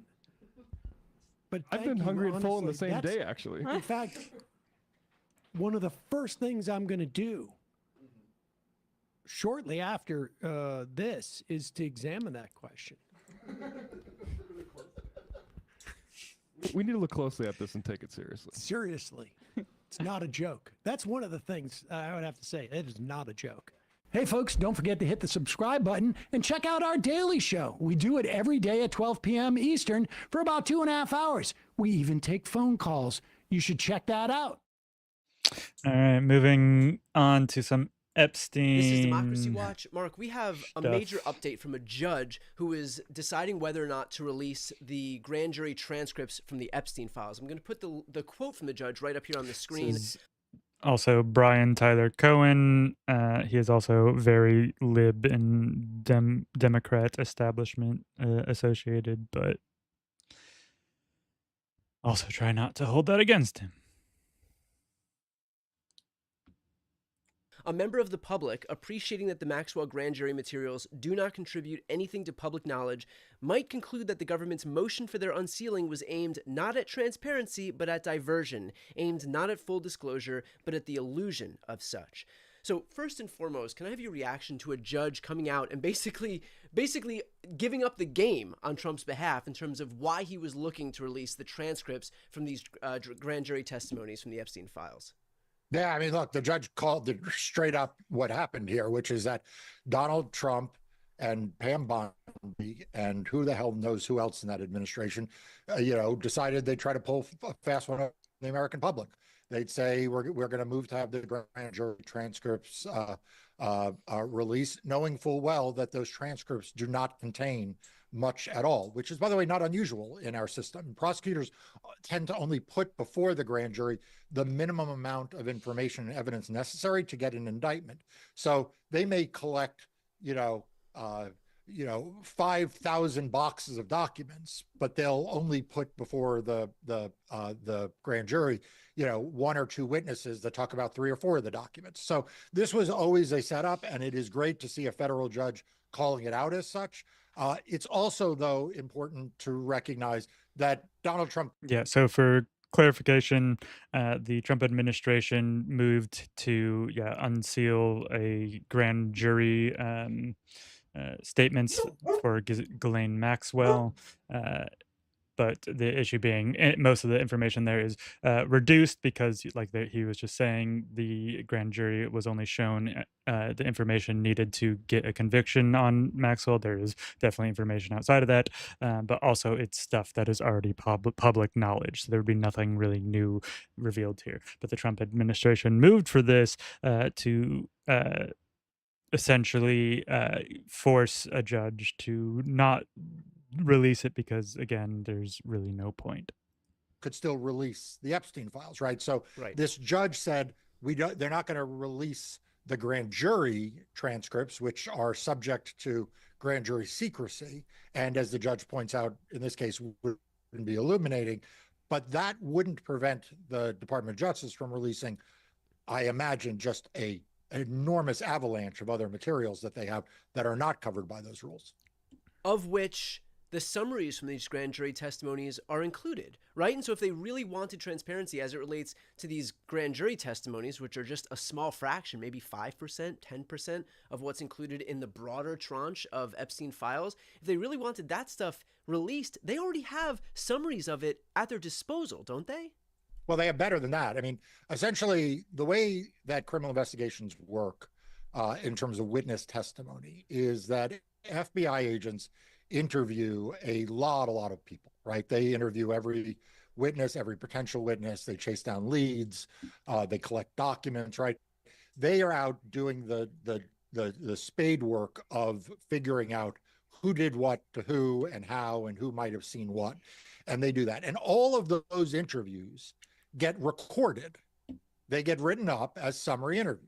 Okay, so there is a summary of every interview that gets written up. You sometimes hear the term FBI 302. That's what these are called. That's the form number that these things are written up on. And ultimately, the prosecutors and the FBI agents go through all of the mountain of information that they gather in those interview summaries, and then they decide what is it that we actually need the grand jury to hear. And so sometimes they may hear a little piece from 1 or 2 witnesses who were interviewed for hours, right? They may have been interviewed for 8 hours. So there's a witness interview summary that can go on for pages upon pages upon pages. And then they'll be like, okay, well, let's just take that witness and put them in the grand jury for 10 minutes or 15 minutes or for an hour to just provide a portion of that testimony for the grand jury. Sometimes they don't even put the witness in. They'll just put the FBI agent in. Say, I conducted this investigation. I interviewed all these people, and this is basically what I found. But those raw summaries of interviews are where all of the information that you'd want to know about who is in the Epstein files, right? Because that is the FBI collecting all of the information. So when we talk about the Epstein files, one of the big tranches of information are these summaries of interviews conducted by FBI agents, written down by FBI agents. And none of that, to be clear, none of it is protected by grand jury secrecy rules. All of it is at the fingertips of Kash Patel, Dan Bongino, and Pam Bondi. Okay, they literally could press a button on their computer and it would just all appear. Okay, and the fact that they are not releasing those tells you everything you need to know about what's in there. Now, obviously, you'd want to redact the names of the victims, right? If they interviewed a woman who was or girl that was a victim, we'd redact her name, or if they referred to others, you redact their name. But otherwise, this would be very, very easy to produce. And that's before you get, by the way, to all the records that they may have seized from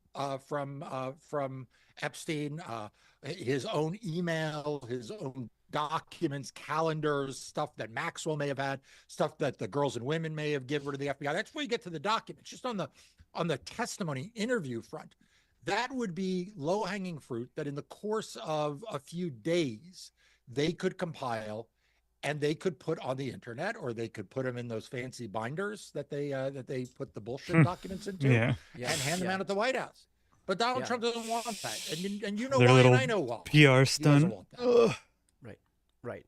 Well, look, I think it's beyond clear why they even went this route to get grand jury testimonies, knowing full well that judges aren't going to release it unless there's some legal reason to do so. But it's not customary, nor do they have the authority to be able to release these grand jury testimonies. And if they really did want this stuff out, again, they would just release it themselves. But this has still become a really potent talking point on the right, to be able to scapegoat a judge and say, oh, look, there you have, Donald Trump wants transparency. He claims that he wants transparency. He even went to the court to get these things unsealed. It's the communist Marxist judges who are covering up for the Clintons and their pals, these Democratic billionaires. And so that's the talking point that we see. And so when we see that online, for example, when we see it on Twitter, or Yeah, just another thing the administration's doing to try and delegitimize the judicial branch. any of these online spaces, what would your reaction, your response to those people be who are making this claim by suggesting that Trump wants transparency and in fact that it's the judges who are burying this stuff? All right, everybody needs to pay attention to this. Right now, the FBI, Kash Patel, and the Department of Justice, Pam Bondi, and therefore, for all practical purposes, the White House and Donald Trump, have gone through all of these records. We know that, right? There have been various press reports in which FBI agents were dispatched to work 24 hours a day, 7 days a week, to go through every last Epstein file.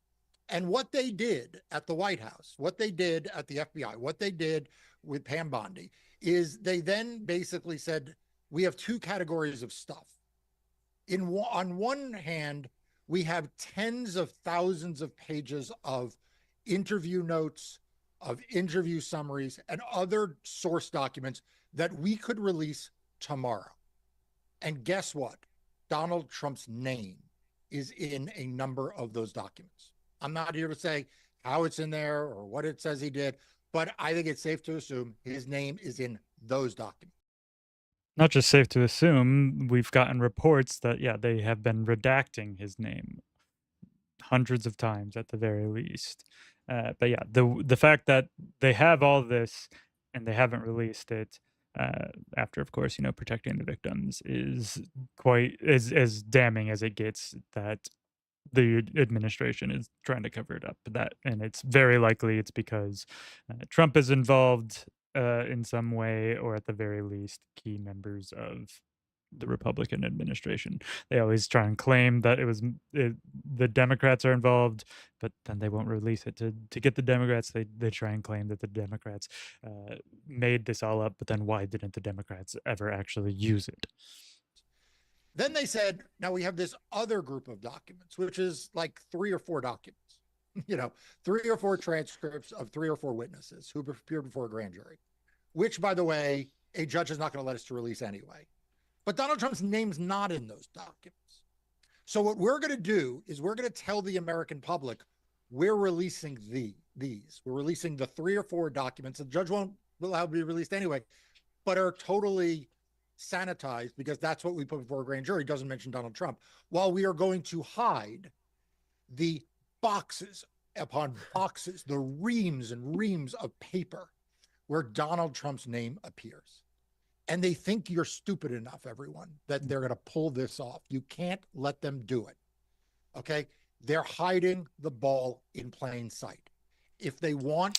Yeah, if there's one thing I hope people across the political spectrum understand, is that the politicians, the people, the elites, the billionaires, the ones actually in control and running our government, they think they can get away with anything that they want. They think that you're dumb, you'll forget, you'll believe whatever lie they say, whatever, that they will never face consequences, because let's be real, in America, the rich, the powerful, the politically connected never face consequences.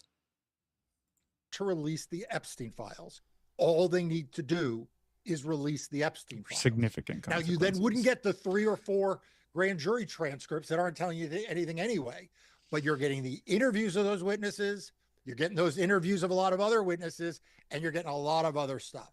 This is a con game by a con man enabled by Pam Bondi, Kash Patel, and the rest of them. Mark, can you speak about how useful those grand jury testimonies are even going to be? Because don't they just rely on lending themselves to the convictions of the people for whom those testimonies were about? So in this case, if it was Ghislaine Maxwell, you wouldn't necessarily even expect any information from anybody else, because this was to seek the conviction of one person in particular, a conviction, by the way, that was successful. And so there's not that much more information we need on the culpability of Ghislaine Maxwell here, because they got her. She's serving out a 20-year prison sentence. And so what can we really learn from unsealing the grand jury testimony about someone who is already convicted and incarcerated when it's expressly not her? It's the other people that we're trying to find information about.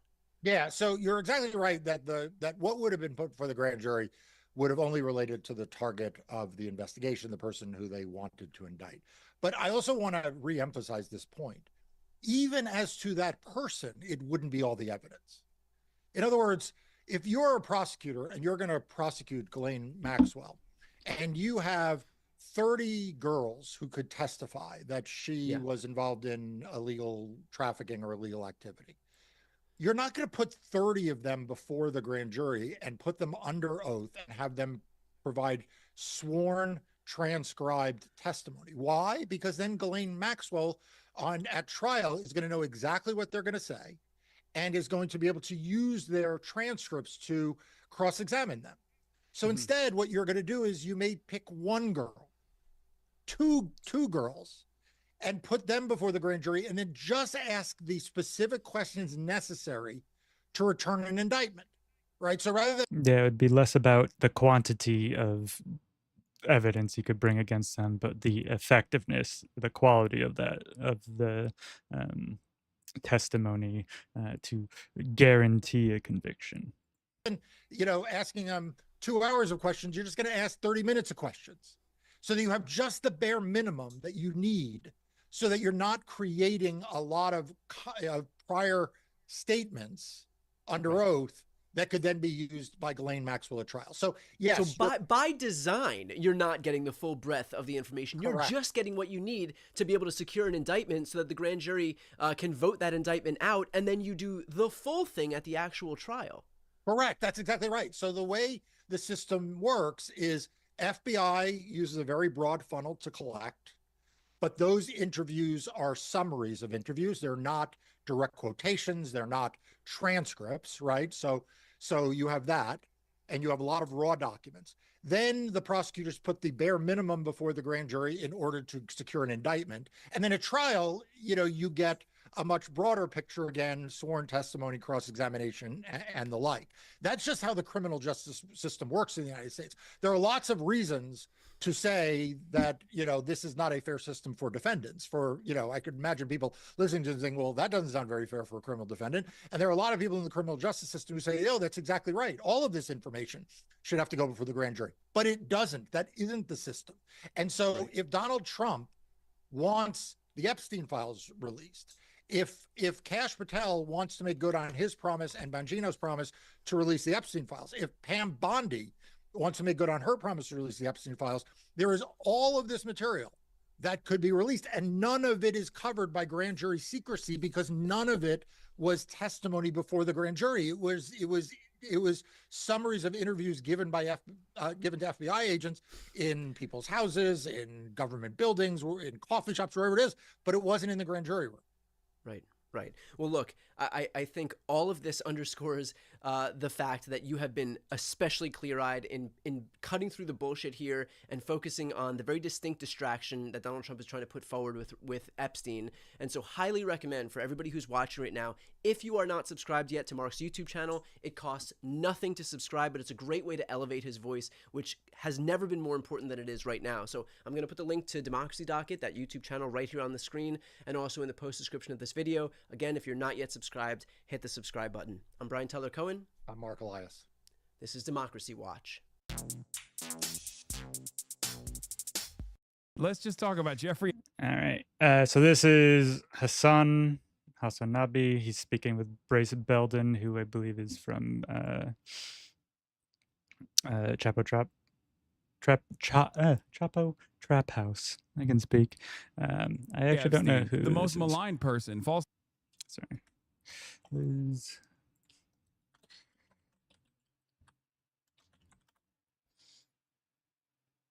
Oh, True Anon. Sorry, that's what they're from. Let's just talk about Both of Jeffrey them. Epstein, the most the maligned person, podcast falsely about maligned person QAnon. in American history, it seems. Now, obviously, it's picking up attention recently in the past month or so because the Trump administration has basically done everything they possibly could to make it seem like Trump was actually a lot more involved with Jeffrey Epstein than we previously thought. I was of the mindset that, like, up until 2003, they were homies, and then they parted ways, and that you know, Trump was no longer as involved with Epstein in the way that, like, the Clintons were, for example, like with direct and indirect involvement, with the exception of, like, weird appointments to his cabinet, like Alexander Acosta. But everything that Trump has done thus far, even the wishy-washy ways in which he responded to whether or not he would reveal the contents of the Epstein investigation leading up to the election, made me feel as though maybe he was a little bit more involved in the possibly even diddling of the children. At least that's the way he keeps presenting himself. So I wanted to hear what your guys' updates are on the situation so far. Well, I think the sideshow of it has been extraordinary. Like, just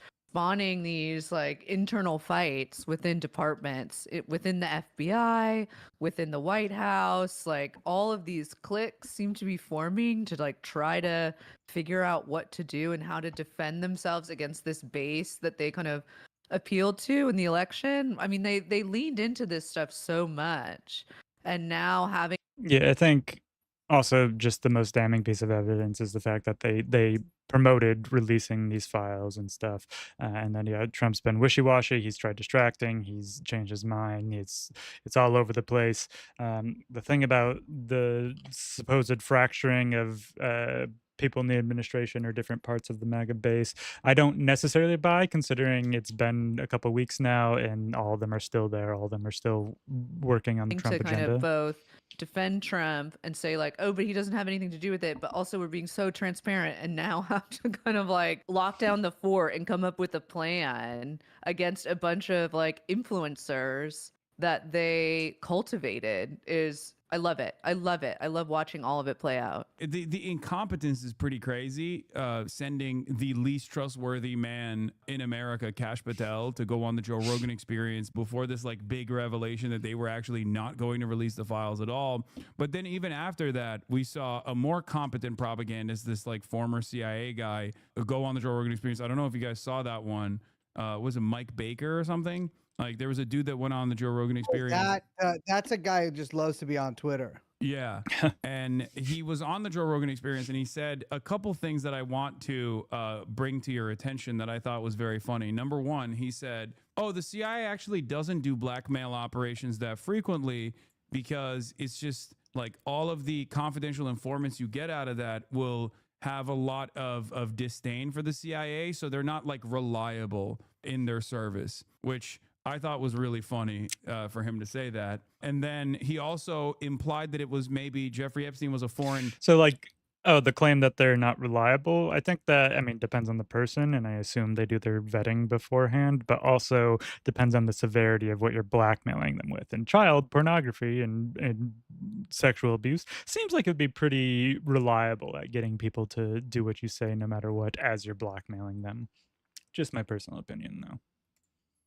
Intelligence asset, but not Israel, and perhaps maybe of Russia and China. Jeffrey Epstein is Chinese. I've been saying that since the podcast started. There He's you go. Chinese. Look, zoom in on some of those pictures. You might either like or dislike what you see, but the Kash Patel being deployed to Rogan, field assignment Rogan, is so funny to me because it actually is the toughest assignment to have to sit across from Joe Rogan and be like, he killed himself. It's not true. Like, let's be real here for a second. Most people could not do that.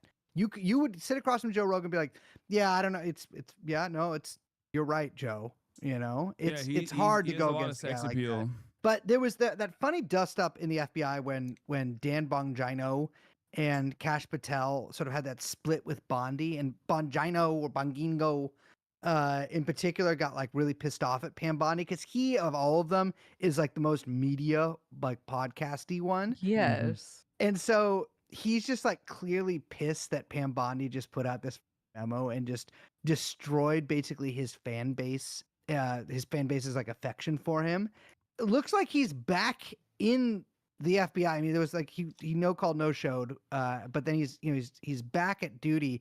Although he has not, it seems, been present at the sort of strategy meetings to deal with this stuff. So the other night, there was a meeting that was. Yeah, I think it was kind of the Trump administration doing this and kind of killing Dan Bongino's base also kind of forces him towards their side more, because now he's lost his credibility, he's lost part of his audience, so he can't rely on losing his government job now or leaving his government job now because they just sabotaged his other prospects. It's convened even though by the they one and only definitely don't trust JD him. Vance of JD, Susie Wiles, Pam Bondi, and Kash Patel. No Bongango to be seen at the White House. Because he's a brave truth teller. He has a lot riding on this, his podcasting career. He has the physical appearance of a wife slaughterer due to CTE, but he. I've just said it's. Am I wrong? No, I'm not. I think he'd probably agree with that. He famously blocked me many years ago because I said, "What's your steroid regimen?" After saying that, and he wouldn't tell you. No, I wanted to know. I was actually giving him props because he looks so hot. You're just Tren, right? And I'm an Anna warrior. Anna warrior. But so they're having this like strategy meeting because as I'm sure your viewers know, Todd Blanche, Trump's former personal attorney and now deputy attorney general, was dispatched down to Tallahassee to interview the one and only Ghislaine Maxwell, and for like I think 9 hours of questioning across 2 days. And remember, Ghislaine actually has an appeal that's in front of the Supreme Court right now, and so there's a lot of I mean, she has some leverage actually here. Leverage which like otherwise she would just not be able to really have. Yeah, of course she has leverage. She can blackmail the president because he's a pedophile. We don't know what they talked about in those 9 hours. I mean, there's been some mentions that like she said that Trump never did anything untoward in front of her, which, listen, I'm Ghislaine. I'm saying that no matter what I've seen. Well, I mean, she has perjured herself in defense of both herself in the active court case, but also she has routinely lied about even Prince Andrew's involvement when she was in prison. So she's not exactly the most reliable narrator here. No, I mean... Yeah, shocking. The co-boss of a international pedophile ring is not that reliable. The thing with the Prince Andrew thing is she says the photograph is fake of Prince Andrew and Virginia Giuffre, and that it was done by an I think it's actually still on our website. There's like a FAQ about it, but they had this high level strategy meeting the other night over what to do with the Ghislaine tapes, whether they're going to release them, which I was hoping they would this weekend, but they did not, or they're going to release like a transcript of the tapes, or whether I don't know what they're gonna do. I mean, but they had this sort of talk about it, and I feel like they're kind of in a bind because they sort of need to release the full tapes, or at least what appears to be the full tapes, because otherwise people are gonna be like, well, what the fuck isn't on the tapes? But on the other hand, Trump is like, since Ghislaine got arrested, Trump has been like, well, there's a lot of people that knew a lot of people, and just because people hung out in certain places doesn't mean they were guilty, And Trump is repeating that once more. He's returned to that refrain. But except for Larry Summers and Bill Clinton, who are implicated, and they should be, But I feel like that's the cast of the dispersion that he's doing here to get the stink off of him. He tried the failed Russiagate reversal on Obama, and it seemed to fall on deaf ears, regardless of the fact that Obama definitely did do a coup against Donald Trump in 2016. I agree. and should be imprisoned for it, and also for lying about his birth certificate. But it seems like even his base is not eating that up. So now he has to just like bring out high profile names that are known affiliates of Jeffrey Epstein. But the question I've always had for you guys, the experts on the subject matter, is I have this this feeling that this is a mutually assured pedophilia destruction. Like the Clintons are a load bearing aspect of this of modern American governance, and therefore, if you were to like out the Clintons, well, they could potentially retaliate, right? And therefore, I never thought that they would even attempt to out the Clintons at all, even though the base demands like some kind of red meat. Do you agree with me on this assessment? I think each of us are just waiting for the other one to speak. Liz, you know what? I'm throwing this one to you. I like the state of play. I like the kind of like game theory there. I like this. That everyone is sort of like Spider-Man memeing at each other, right? Everyone's just pointing the finger at one another, but they're all guilty. I like that. I think it's like Trump sent his little like attack dogs in Congress to get try to compel a bunch of testimony. I actually think, I'm like, yeah, let's do it. Let's have some kind of like crazy congressional hearing. Let's put it on C-SPAN and let's get some people up there. I would have a different list probably, but I think it's a good start. Although I don't know what some of those guys are on there. But yes, we've got a list. Let's start there, and we can kind of move forward. I feel like Bill Clinton like won't do it because ex-presidents don't do that kind of thing. But Lady Hillary has been known to speak in front of Congress before, and perhaps we can get another one from her. Although I doubt it, but I would like to see it, so I support it. Yeah, I think I'm pretty much in agreement with there, except that I think that the further this goes, the more investigations Trump is going to start. I think he's going to start a bunch anyways, but I'm like, if this goes worse for Trump and he somehow jails Obama, well, Trump's probably going to jail at some point himself, and then we have like basically, and Biden will be dead by then. We have like the last two living presidents in prison, which I think would be good for the country. I think after that there can be like a draw, right? Like everyone could be like, you know what, we got ours in there, you got yours in there, we're good. But yeah, I don't know. I feel like they are just really trying to like do, and I sound like Mueller she wrote here, but like I really do feel like they are just trying to start as many investigations as possible to like appease, to just throw red meat to people. But Epstein, I think, has such staying power because, I'm sorry, Dan Bongino, every podcast is talking about it. Well, that's what's kind of amazing is that like they have to keep throwing all these investigations, like you're saying, like red meat to all of these like content creators that they have cultivated as massive like assets for their base. And those guys can't stop talking about it because their base wants to hear it, their audience wants to hear it, and they have to generate the content. And so it's this like it's like this perpetuating loop that they can't get out of because of the content economy. Isn't that beautiful? Mm-hmm. Yeah.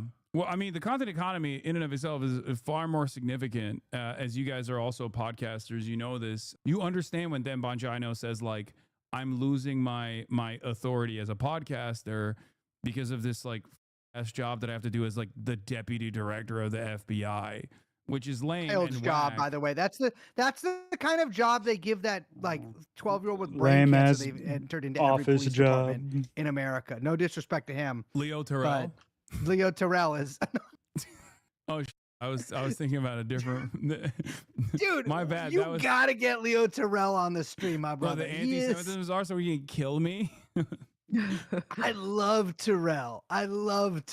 No, but it does. I feel like Bongingo is gonna come out. Like if there's gonna be one big loser here, it's gonna be him. Because there was a second when they were like, there was like cut loose. I know, because he doesn't. He's bringing. And he has his nothing to own the table. career. He's got to get back to Moink.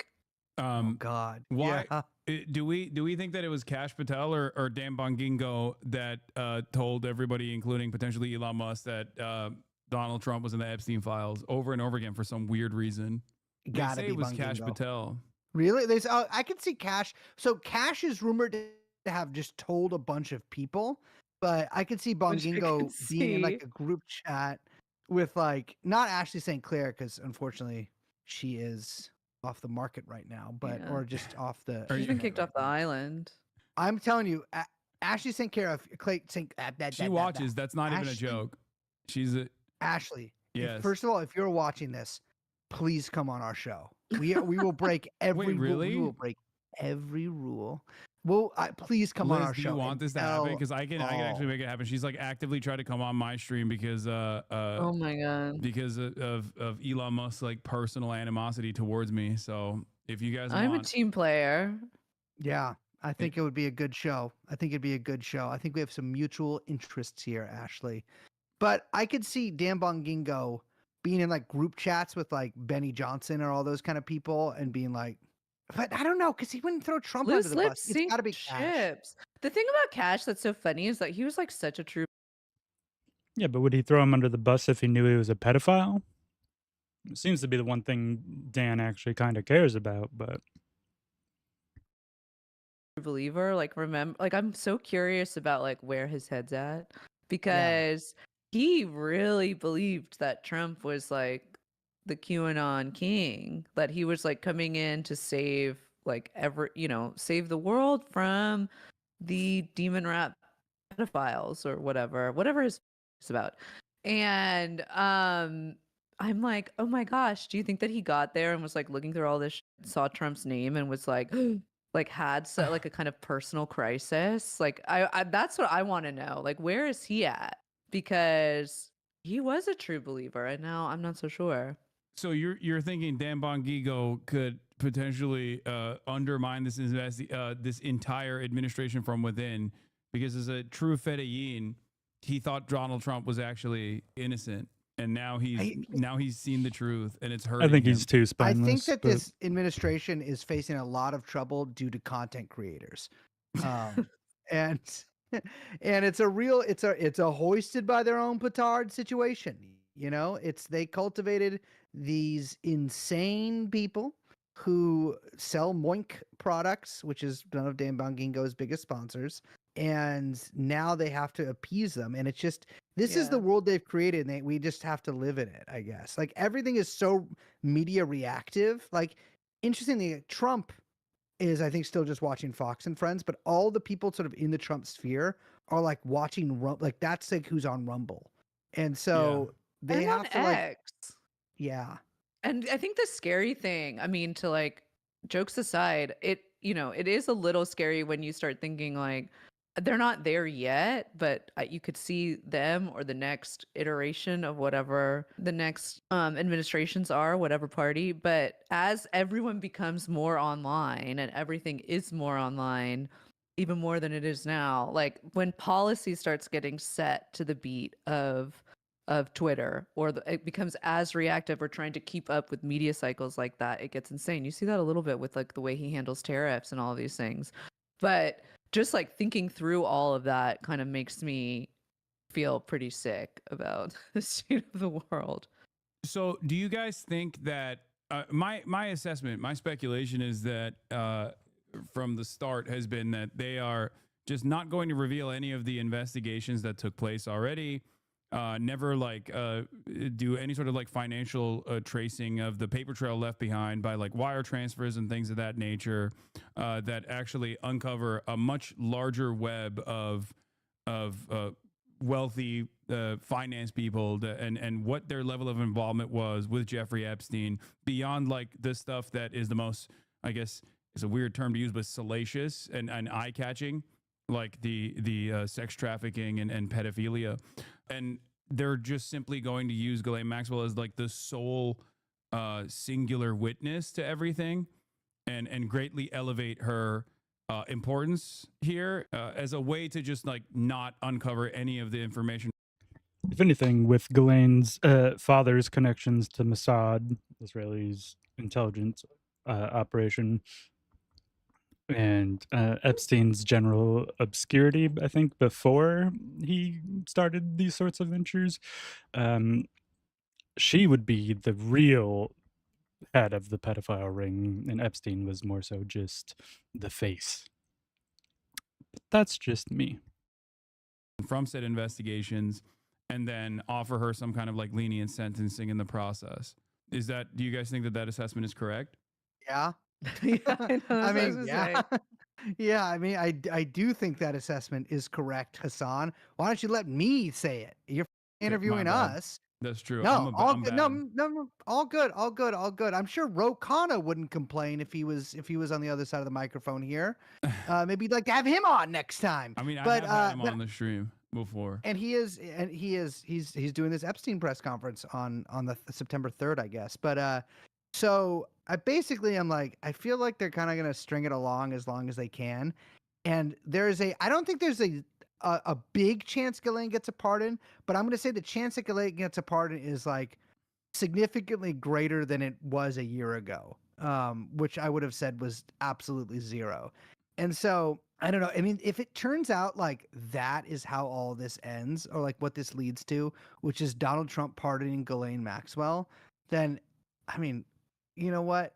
It's probably not good. It's not good, obviously, but it will be kind of amazing in that sort of like historical sense. Yeah. But I do think that there will be a lot of animosity even from Trump's base unless they offer like some solid red meat in terms of like famous Democrats that are associated or something. But even then, I feel like people will consistently demand more information because I feel like this is the only type of like class based analysis that these guys can engage with, where it's like billionaires get to do pedophilia and suffer zero repercussions, but they can't even be creepy to their niece's friends at the barbecue without people yelling at them. I feel like that's just like the average hog in the base. Did you see that Trump was weighing whether to pardon Diddy? I did. Wait, was he really? Yes. Is it just some shit he was saying? This president's always yapping about something. He is talking frequently. Basically, yes, I agree, but like I feel like you can kind of trick the MAGA base with some other I think there'll be a lot of people who are like, "Hey, remember that?" But I don't think this is enough for like full rupture. I do think it's bad for Trump and gives him a lot less like runway on some other issues. And I think that again, like basically as you were saying, as we were talking about earlier, the further this goes along, the more like desperate he's going to get to sort of just distract from it and just get it out of the news by replacing it with something even crazier. And so I don't know if we're quite there yet. I mean, I think that it was so transparent with the Russiagate stuff and like referring Obama to the DOJ like the day after the big dust up over this. I don't know. We'll see. But no one is even talking about Obama doing a coup. Like even the podcaster orbit that Trump wants to actively entertain Barack Obama as like doing a coup against them in 2016, which again, he won that election. So I don't even know why he's like still trying to do that. Has not really entertained that conspiracy theory as much as they care about the Jeffrey Epstein stuff. So I just don't know if it's going to go away. I think this is like the first like real issue of consequence that unwinds at least some of the biggest diehard MAGA loyalists, at least like the ones that get their notes from the internet. Yeah, I mean, I think one of the things too is that Russiagate is also really boring to talk about. Oh yeah. And compare that to like Jeffrey Epstein. And so that was kind of a gambit on his part that I just don't think is going to ever was destined to be successful because nobody like wants to talk about the Nunes memo and like, all this kind of like, I know about Russiagate. I do, it's funny. I do think that there was a big kind of Russiagate scam cooked up by the IC, but it's boring. Yeah. I mean, you're trying to bring up something that is so far in the past. Like if the time to do the Russiagate stuff or the reverse Russiagate stuff was Trump won. Yeah. That would have had the maximum impact. It's like now it doesn't matter. You lost an election, then you won another one. It's just like that's so far in the rearview mirror that nobody. Yeah, it's it's such a pathetic and transparent attempt at distraction. That's just why nobody latched onto it. Gives a He didn't have the power in Trump won, and it was like still going on in Trump won, though. That's like kind of the problem. True. But yeah, I agree. The podcaster loyalists in every facet of the administration. There was a mixture of like competent people who ended up becoming spoilers for his agenda. Yeah, but he didn't have a But goat he like also, like, Tulsi in there. Yeah, he also like cleaned house at Yeah. all the different departments in a totally different way this time than I mean, you could tell when he was on his, revenge tour, whatever we want to call the campaign, like they were approaching the whole thing very differently and with a very different plan of attack than they were in one or even 2020, which felt more like trying to just like push the My Pillow across the finish line and they couldn't, but this time was like very much more strategic and we're still kind of like watching all that play out. What do you guys think of the media involvement so far in this? Because like in the past, they have actively been like, Jeffrey Epstein didn't kill himself. Here's proof. I mean, or did kill himself. Sorry. Here's evidence. There was like numerous articles written about it. And it almost felt like they were running cover for the many different crimes of Jeffrey Epstein with like notable exceptions in, local reporting and things of that nature. Whereas now it does feel like they are actively pushing for it because they recognize that this is something that drives clicks and it's something that actually frustrates Donald Trump. Do you feel like that comfort that they have in covering this issue stems from their knowledge that like nothing of note is ever going to be revealed in this process? Or is there some other reason? I kind of think that, yeah. I think that there is a big part on the Democrat lawmakers that are, or not just lawmakers, like personalities, whatever, that are kind of like latching onto it, that are sort of like see it as something that is like hurting the Trump, that it's like a wedge issue that they can exploit, and they're going in on it with kind of knowing like, oh, there's so much involved procedurally in what people are demanding to like get, the idea of like quote unquote releasing the files or whatever, like the amount of time it would take to redact all of that, like getting all that stuff together. Like I think there's a knowledge there that the process would be so much more complicated than is being communicated to the base, or that the base has the patience for, and so it's like an easy exploit, and they're kind of going after it. I think the Epstein story was seen as like at first very salacious and like like you said, but also just it was a big story in like 2019 2020, and then I think it was sort of seen as like a low class kind of thing to be interested in it all, and now, which by like some of the more Democrat associated media.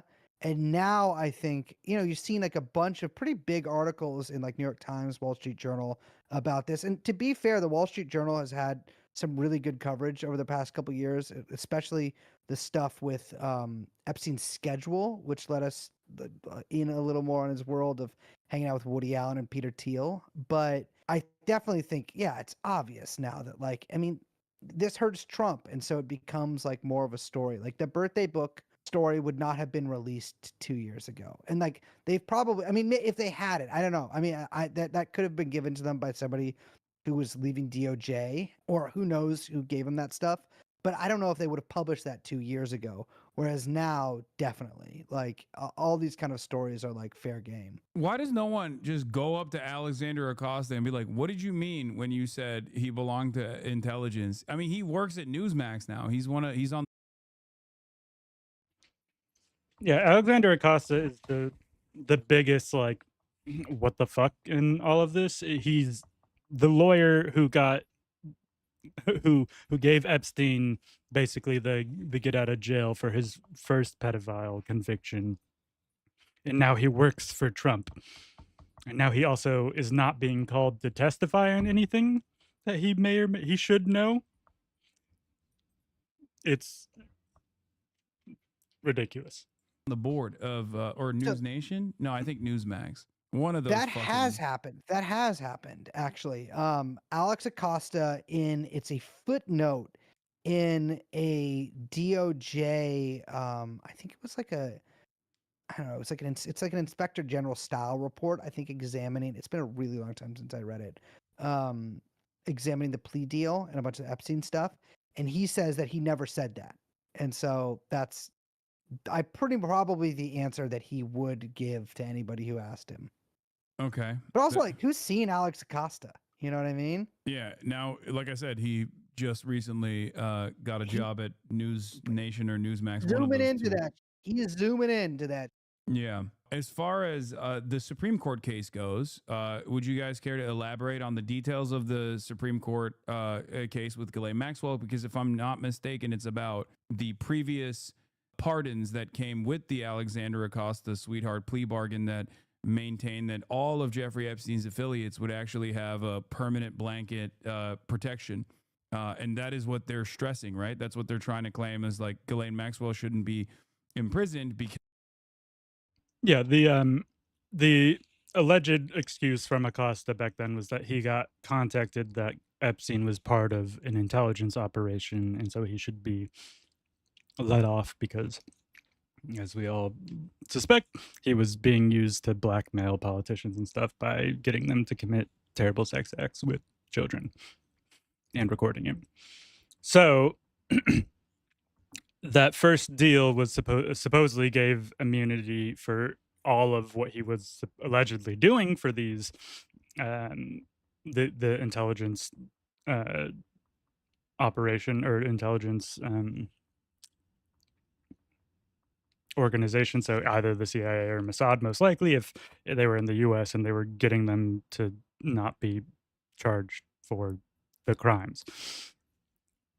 because of that previous pardon that is supposed to protect her. Do I have that right? Yeah, it was a non-prosecution agreement. They are saying, I mean, they used this before the trial. They tried to get the entire case like thrown out before it even went to trial, and then during trial, then after trial, the appeals process started. But yes, you're absolutely correct. It has to do with the kind of blanket immunity that was granted to all unnamed co-conspirators of Jeffrey Epstein, which would include Ghislaine Maxwell. And it has to do whether or not that covered just Florida or New York. It's all, I don't know, a bunch of like legal wrangling. But it didn't work it hasn't worked as an appeal, and it didn't work to get the original case thrown out in New York. And so now it's just kind of worked its way up. I think it sounds like way crazier to be like, and it's in front of the Supreme Court, where it's like, you don't know if the Supreme Court's going to hear it. It's just that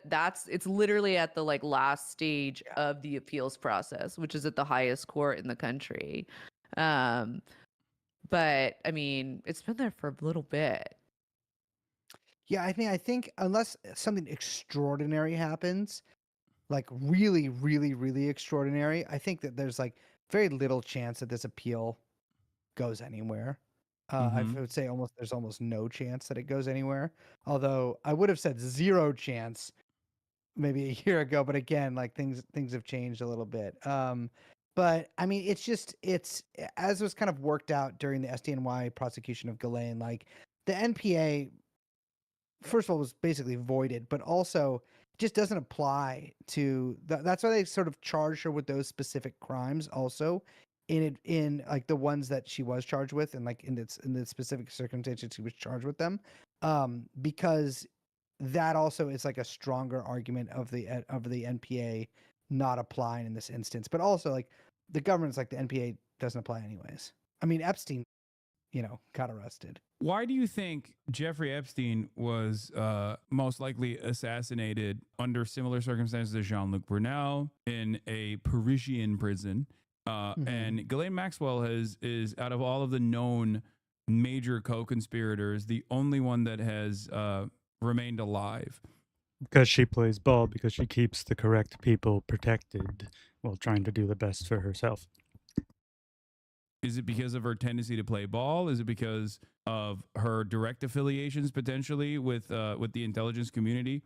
Like, what do you think is the reason why Ghislaine Maxwell is still alive and well, whereas all of the other pieces of this puzzle have died under mysterious circumstances? Well, I mean, I have no idea the truth of it because I don't know Ghislaine.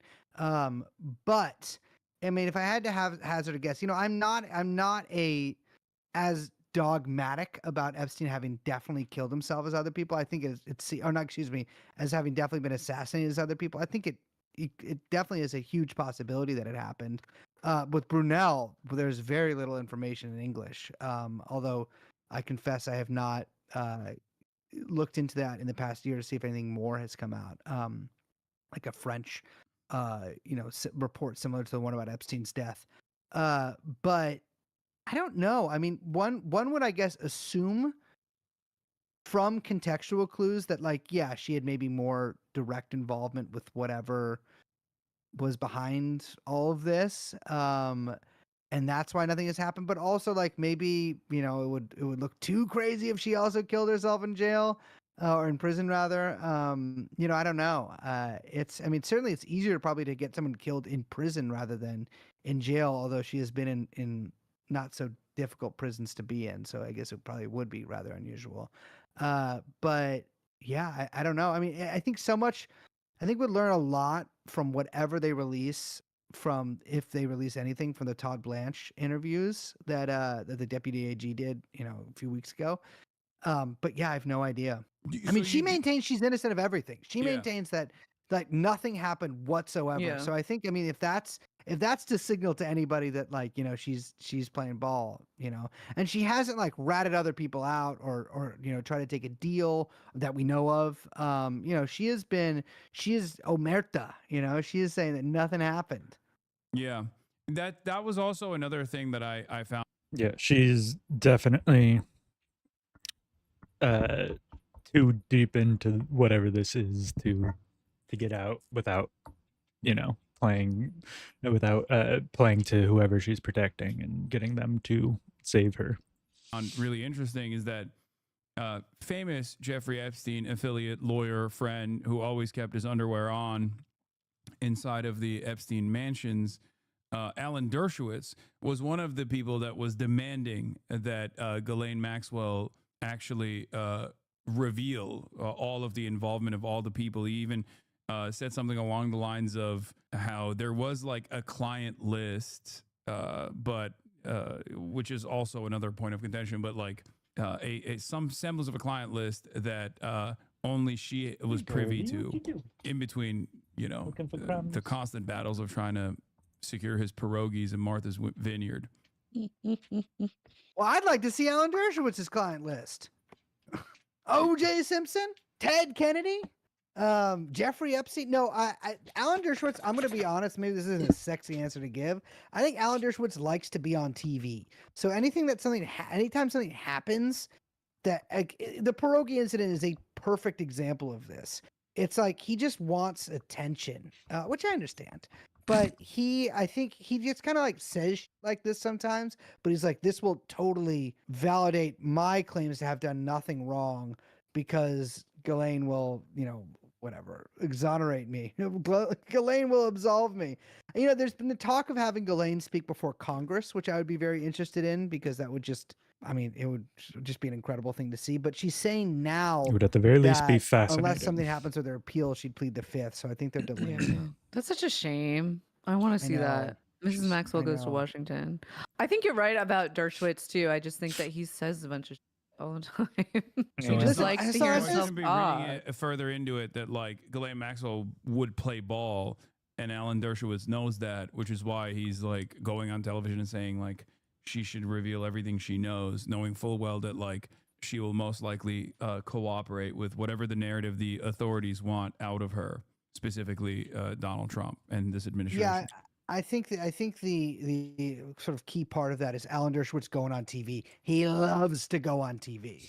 And genuinely, if anyone out there is like, you've got a TV show, you're on cable access, nobody is coming on, you can't get any guests, Alan Dershowitz will come on your show. He will go on anywhere, anytime to talk about anything. I just call him sometimes and I say I'm a reporter and he just talks. He'll just keep talking. And I don't do this on the show because, lawsuits. He will say whatever. Okay. Does that mean that we're slated to see Dersh on the latest episode of True or Not? No, I don't call him on the show because I'm afraid that if we put him on the show, he'll like eventually figure out, first of all, that it's me calling him every time I call him, but then also who I am. As funny as that would be, I do not relish the thought of representing myself pro se, which I would have to do. I'd have to represent myself in court against Alan Dershowitz. You know what I would do? I'd probably just tie it up in appeals. I guess I have to lose to appeal. I'd probably just tie it up in some way until, well, he's elderly. And so I'd probably just send some people with COVID, out there to Martha's Vineyard and sort of, Let God sort it out. let nature take its course. Yeah. We don't have him on the show, but we definitely go over his love of nude beach volleyball. Yes. Yeah. That's And actually, let me correct myself. That's correct. That's Yes. correct. First of all, I would have an all COVID having legal team is what I would do. And all of my lawyers actively have COVID at all times. But second of all, which is actually a good legal strategy for anybody, if you're trying to make your court case drag out, just constantly be cycling in and out guys with COVID and just giving it to everybody. But yeah, Alan Dershowitz, nude volleyball. Okay. Well, thank you so Imagine, much. Imagine. no, just shut the f up. Imagine, listen to this. Imagine the sound of his ball sack slapping against his legs, his I bare didn't say buttocks. anything. Because old guys have those danglers. Oh yeah. Oh yeah. Oh, yeah. Alan hangs low. I know. I've seen it in the sauna. No, in the Turkish bathhouse. In the Schwitz. In the Turkish bathhouse that we frequent together. I do love the Turkish bathhouse as we embrace one another as lovers.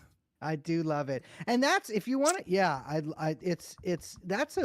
you should start doing, man, that's what you should do when you do your little travel things. We're not going to the Bronx next time. We're going to fucking Spa 88 down on Wall Street.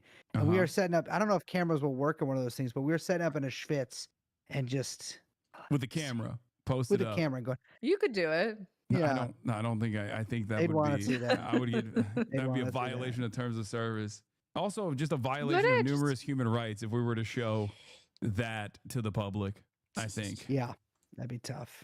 Well, is there anything you guys want to fill me in on as far as any updates or anything else for that matter that you guys want to promote before I let you go? We don't promote anything. Wait, we don't promote anything, but actually we do have something to promote, Liz. We do. We're doing 4 live shows in New York City. 2 of Hell them, yeah. Sold out. But the second 2 are only kind of close to being sold out. And they're That's happening true. on October 30th. Halloween's. All right. I don't care about the promotion stuff. Let's see. There's this pod save video. It's really long. I think there was I don't know if one you were section in here that I found interesting. Yes, it was, or that I wanted to look at. Pod So save one topic again. the Trump White House wants to talk about even Liberal less than dads. Ukraine or Gaza is, of course, the Epstein scandal, which they are still working diligently to cover up with arguably some success. J.D. Vance seems to be in the middle of a hard-hitting media tour right now. Yeah. He's been sitting for a series of adversarial interviews with fearless journalists like former Trump staffer Katie Miller, the Gateway pundit. You did one with a Gateway I pundit. didn't catch that one. Yeah. Didn't catch it. And of course, Maria Bartiromo, who did ask Vance an Epstein question on Fox this Sunday. Here's what he said. We know that Jeffrey Epstein had a lot of connections with left-wing politicians and left-wing billionaires, and now President Trump has demanded full transparency. All politicians across the political spectrum, or billionaires across the political spectrum, not just left-wing ones.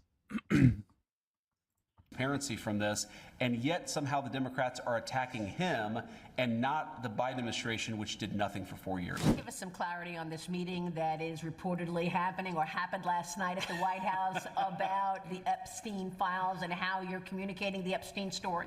So I've seen so many different fake reports about this. So let me set the record straight. There was no meeting at my house last night. There just wasn't. Was there a meeting at the White House? We did meet at the White House yesterday, but not at the time that they said that we were going to meet. Got him on and the not about time. Subject that they said that we were going to meet about. Ooh, that was a technicality. What do you think? Why are Democrats suddenly attacking Donald Trump over this, who called for full transparency? It's this whole. Well, I mean, there is definitely the aspect that there are a good amount of Dems that are attaching themselves to this just because they know it's something that is harming Trump's reputation. But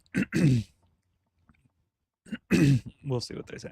I don't wish it on anyone to go to watch this entire Bartiromo interview.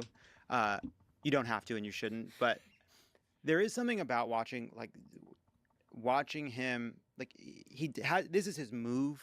It's his move when he's talking about gerrymandering. It's like what are we meant to do? We, these innocent Republicans, simply put upon by these Democratic politicians and their gerrymandering schemes. Yeah, there's like the anti-Trumps online. There's like this brand of sort of right-wing pundit that for a while their whole argument was like, well, I didn't want to support Donald Trump, but what were we supposed to do? The Democrats are so extreme and mean and nasty that they have just pushed us into his arms. Yeah, yeah, my issue with that argument is always like, you seriously lack any political convictions that just because someone is mean to you or someone annoys you, you turn against anything they stand for. It's pathetic. That's a JD Vance thing. That's it. Yes, it's very. That is sort of like that's like the intellectual defense for this kind of like Republican radicalism is that we have. And by the way, like, you know, it's not just in politics, right? Like that is the argument that you see around like, well, they lost the culture war, right? There's gay marriage and there's trans people now. And, you know, American Airlines makes their logo the pride flag every June. Like we lost. Why? We weren't fighting hard enough. And so that's what this is, right? And so when he gets to Epstein, right, what's the actual current real truthful situation with whatever we're going to call the Epstein files, whatever that means. Donald Trump and a bunch of right-wingers playing off a conspiracy online, which has some truth to it, by the way, promise to bring full transparency to this story. They get into office and they discover that in some ways what they were promising was overblown. But in one important way, it wasn't. There are powerful figures in the Epstein files. Their names are Donald Trump, among others. And so we know that Donald Trump's name is in the Epstein files, that was told to Donald Trump. And so in the interim between Pam Bondi saying the files are on my desk, the list is on my desk, I'm going to release it, and her saying there is no list, and Kash Patel and Dan Bongino doing interviews saying he killed himself, I gave no her a there bath. there, somebody told Donald Trump that his name was in the Epstein files. And that's why it's stuck. That's well, it's also like, why are Democrats attacking Donald Trump, who's called for full transparency? Okay, the whole thing started when a bunch of MAGA influencers were attacking Donald Trump and were demanding full transparency.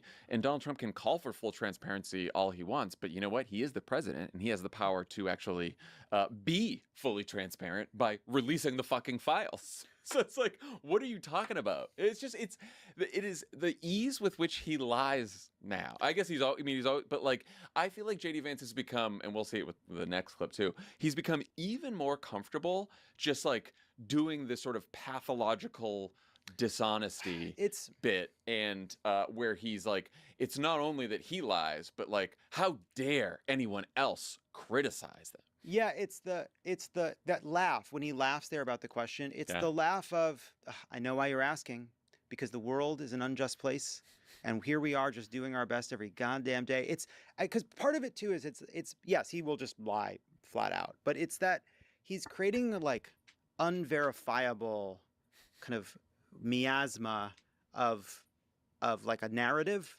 that is not rooted in reality. It's not an actual, like, you can't put it to a fact, right? There's no fact that's true or false. It is a kind of manufactured worldview to which he's kind of fitting together different pieces of fact or half fact or lies from time to time.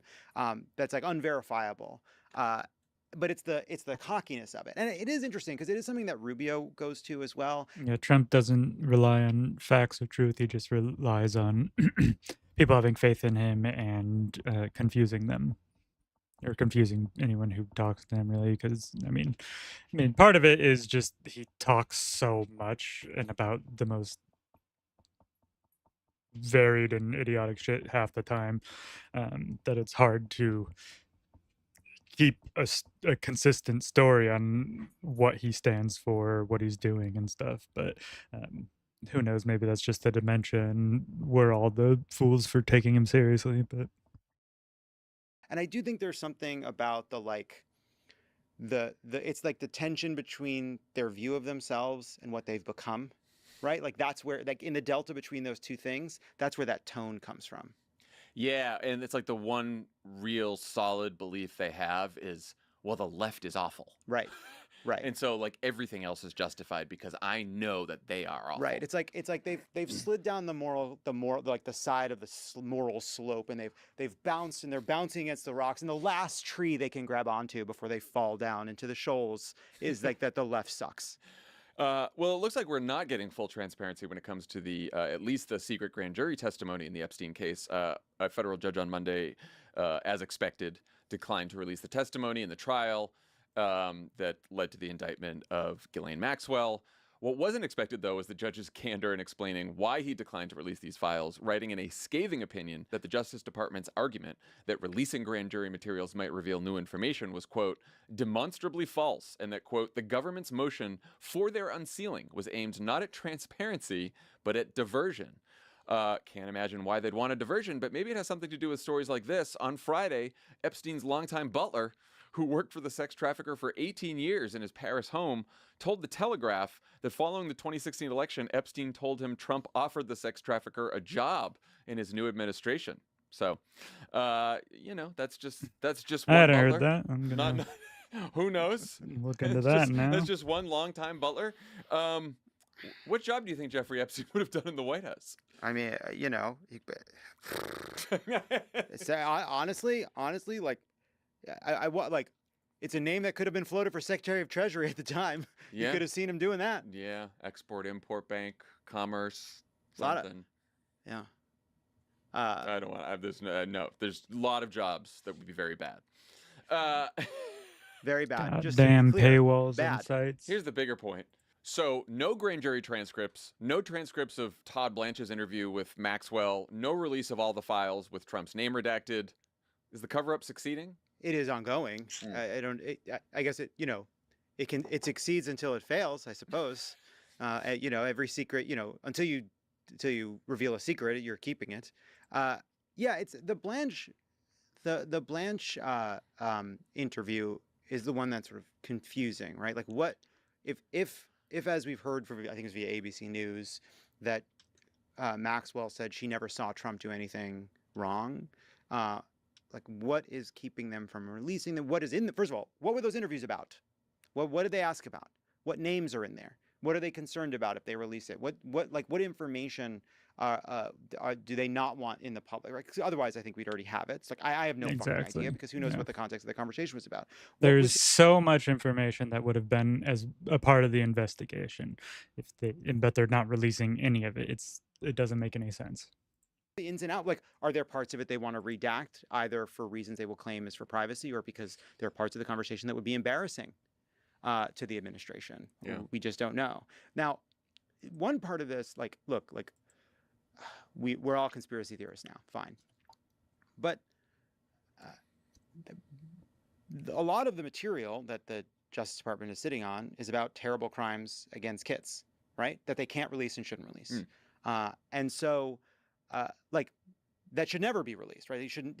We do not need to publicize these, like, the aspects of these crimes that would be victimizing, again, to people that were hurt by Epstein, Maxwell, and others. Fine. Agreed.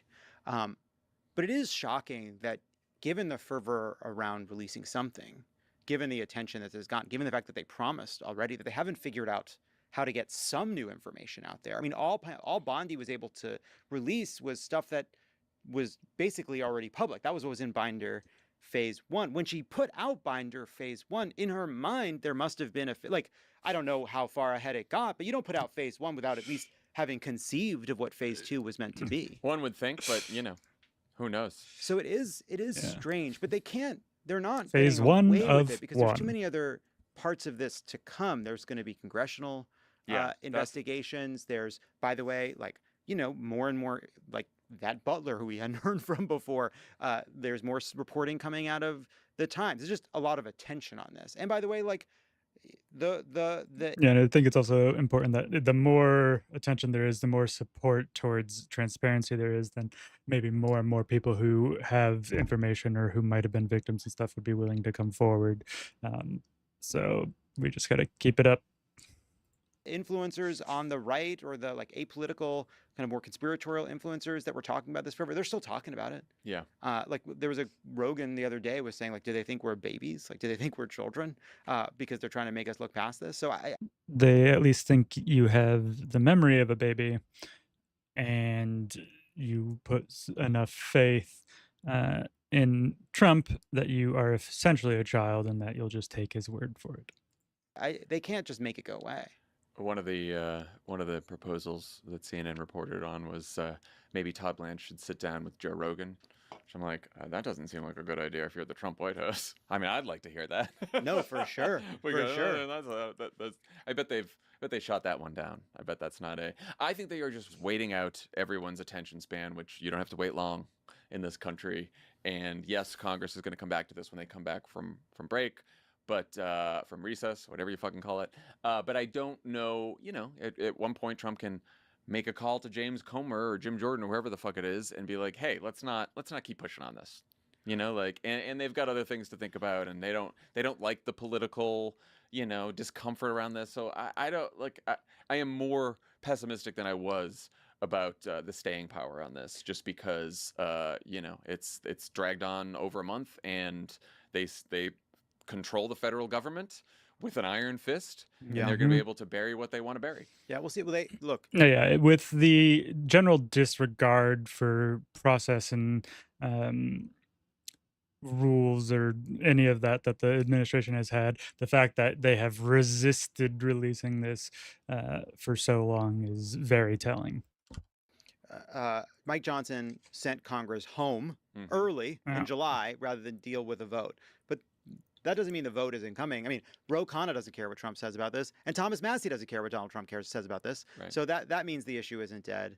But yeah, like even listening to Vance in that interview saying, like, I see no problem. Yeah, plus with there's been at least a handful of like Republican town halls where their constituents are furious, not just about the Epstein stuff, of course, but hopefully at least that puts some sort of a spine into the Republican Congress people, that they'll actually do something to appease their voters, but we'll see. With James Comer looking into Democrats, so then all of a sudden it becomes it becomes a hammer. You know, they're gonna let's get Bill and Hillary there. Let's get them all in there. Let's get Bill Gates up in here. Let's get all these people here and try to make fools of them. And then all of a sudden, for sure, they want to make some Democrats feel squeamish about it. Well, J.D. Vance and Maria Bartiromo, then they went down the well-worn pivot from Epstein to Obama. Sure. And so J.D. Vance doubled down on Tulsi Gabbard's attempts to blame Obama officials for the investigation about Russia's interference in the 2016 election. Let's listen. Look, of course, you've got to have the law follow the facts here. You don't just indict people to indict people. You indict people because they broke the law. But if you look at what Tulsi and Kash Patel have revealed in the last couple of weeks, I don't know how anybody can look at that and say that there wasn't aggressive violations of the law. What they basically did is they defrauded the American people in order to take Hillary Clinton's presidential campaign talking points and turn them into intelligence by defrauding the American people, defrauding the intelligence agencies, lying about what the intel said. They would take something that supported a Hillary Clinton campaign talking point, yeah, and who the fuck cares? Emphasize it and exaggerate it. They took anything that actually contradicted that narrative and they buried it deep, and through that they actually laundered Hillary Clinton's presidential campaign talking points through the American intelligence services. That's a violation of the people's trust. That's a violation of what our intelligence services should be doing. And I absolutely think they broke the law. And you're going to see a lot of people get indicted for that. That is, I don't know if you were as deeply triggered by that answer as I was. I started tweeting about it last night because I was like, I know that there's been a lot of lies. JD Vance has said a lot of bad things. He's pissed me off. Like that to me, because like the guy fucking went to Yale Law. He's got a law degree. There is no way that he believes what he just said there. There's no way he believes that. Unless he just has not looked at any of the details of anything, which I also don't really buy. So, yeah. So you see him struggling, first of all, in how to tell this story, right? Because just very like, what is he talking about? It's impossible to know if you don't know the ins and outs of the story. It's impossible to even understand what he's talking about. But just as quickly as possible, the gist of it is, Tulsi Gabbard put out a dumb report that is not true, based on the own evidence based on the evidence in the report that says after Donald Trump wins the election, Barack Obama and the deep state colluded to sully that victory by telling the country and the world that Russia interfered in our election to help Donald Trump win, but did not actually mess with any vote totals. And also did not allege any collusion in that intelligence assessment between Trump and Putin. And so none. And so after the election, Donald Trump has won. Barack Obama, not for his own benefit, not for shits and giggles, but to warn the world about what has happened. That I would say less even like to warn the world that Russia has been influencing them, but it's just due diligence to do the investigation and make sure there wasn't any actual like direct manipulation, or to understand the ways in which they tried to manipulate public perception or to promote a certain presidential candidate. hey, Russia is interfering in our elections in these ways. It may happen in your country too. It could happen here again. We all need to step up how we respond to this, because this is a legitimate threat.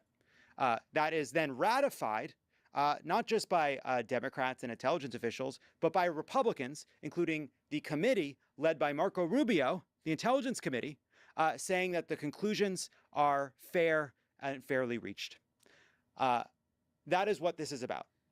And now, J.D. Vance is somehow claiming that that the release of this information, which was based on an assessment by the intelligence community that the Republicans said was fairly reached, is both an attempt by the intelligence committee, by the intelligence to defraud the country, but also to put Hillary Clinton I don't even understand what he's trying to say, that it's then laundering into the intelligence committee. It's such fucking nonsense that he obviously, like, to defraud the American people of what?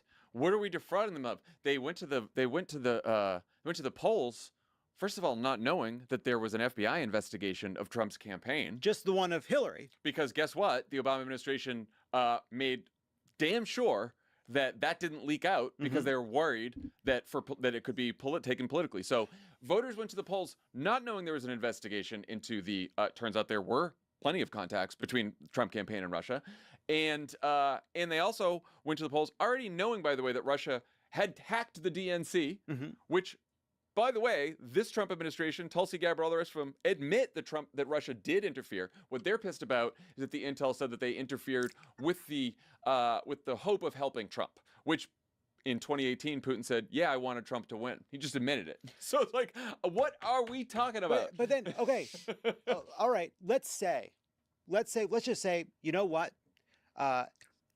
In some ways, that was exaggerated. It wasn't. It just simply wasn't. That's not true.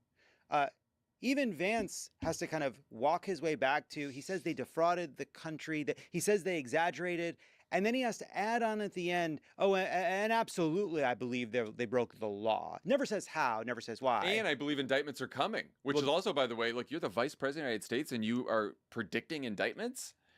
Or do you know them from your weasel? meeting? Or do you know them from your meetings that you're not supposed to be having? Unfucking believable. It is wild. I'm like, how can you do, like, you know the law? You are familiar with the Durham investigation, no doubt. You are familiar with your buddy Marco's investigation, which contradicts everything you're saying right now. Also, another tell in this is Bartiromo after that says, and was there an impact? Basically, she's basically saying, but this was, even she is sort of like, but this was after he won and became president. So what are you talking about?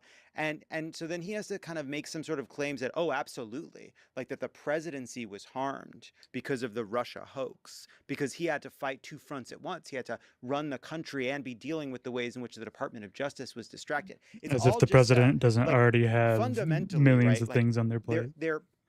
It's like just a kind of like trick that they're acting as though this happened before the election, but it didn't.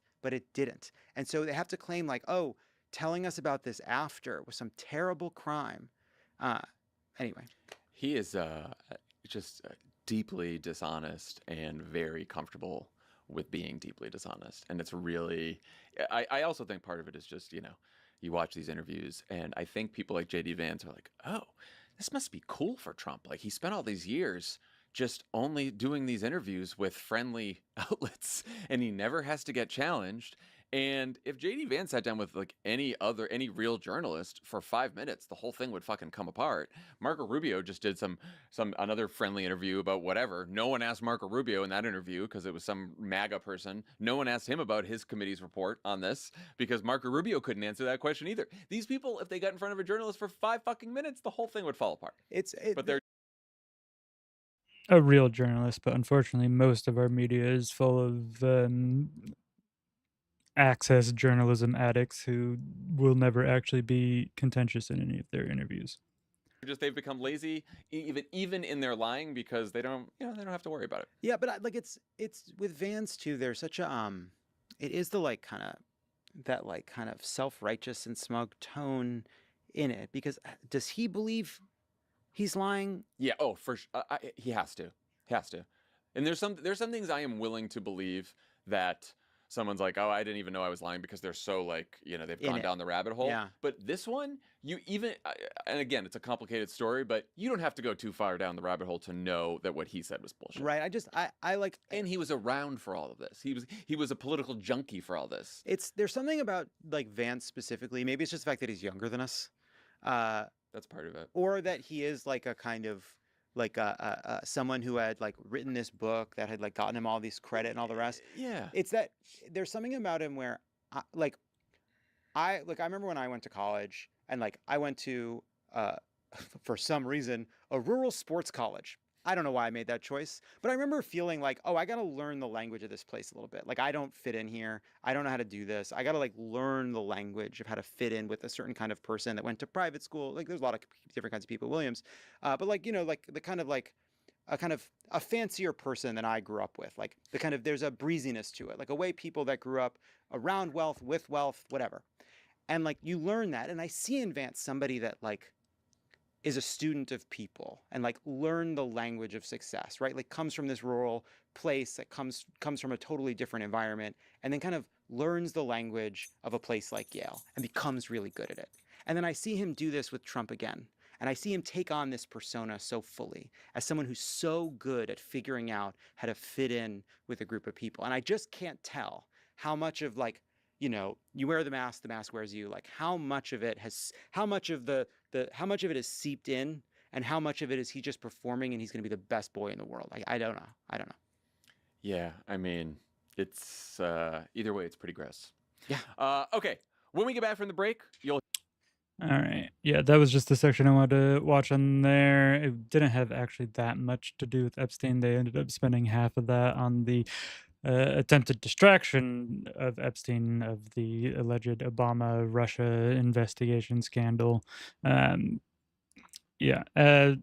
general, none of the stuff on Epstein is adding up. It's very clear there is some sort of cover-up happening, probably for Donald Trump. I mean, he was friends with the guy for years. They're just refusing to release any info, and we know that they've been trying to redact his name from it. Again, one more video, although I have to start getting ready for that party I'm going to, so I'm probably just gonna call it here for tonight. Let's see, no stream tomorrow. I don't do Wednesdays, and because I also have D&D that I'm going to be running tomorrow night, so I'll be back on Thursday. Thank you, everybody. Have a good day or good night, and peace.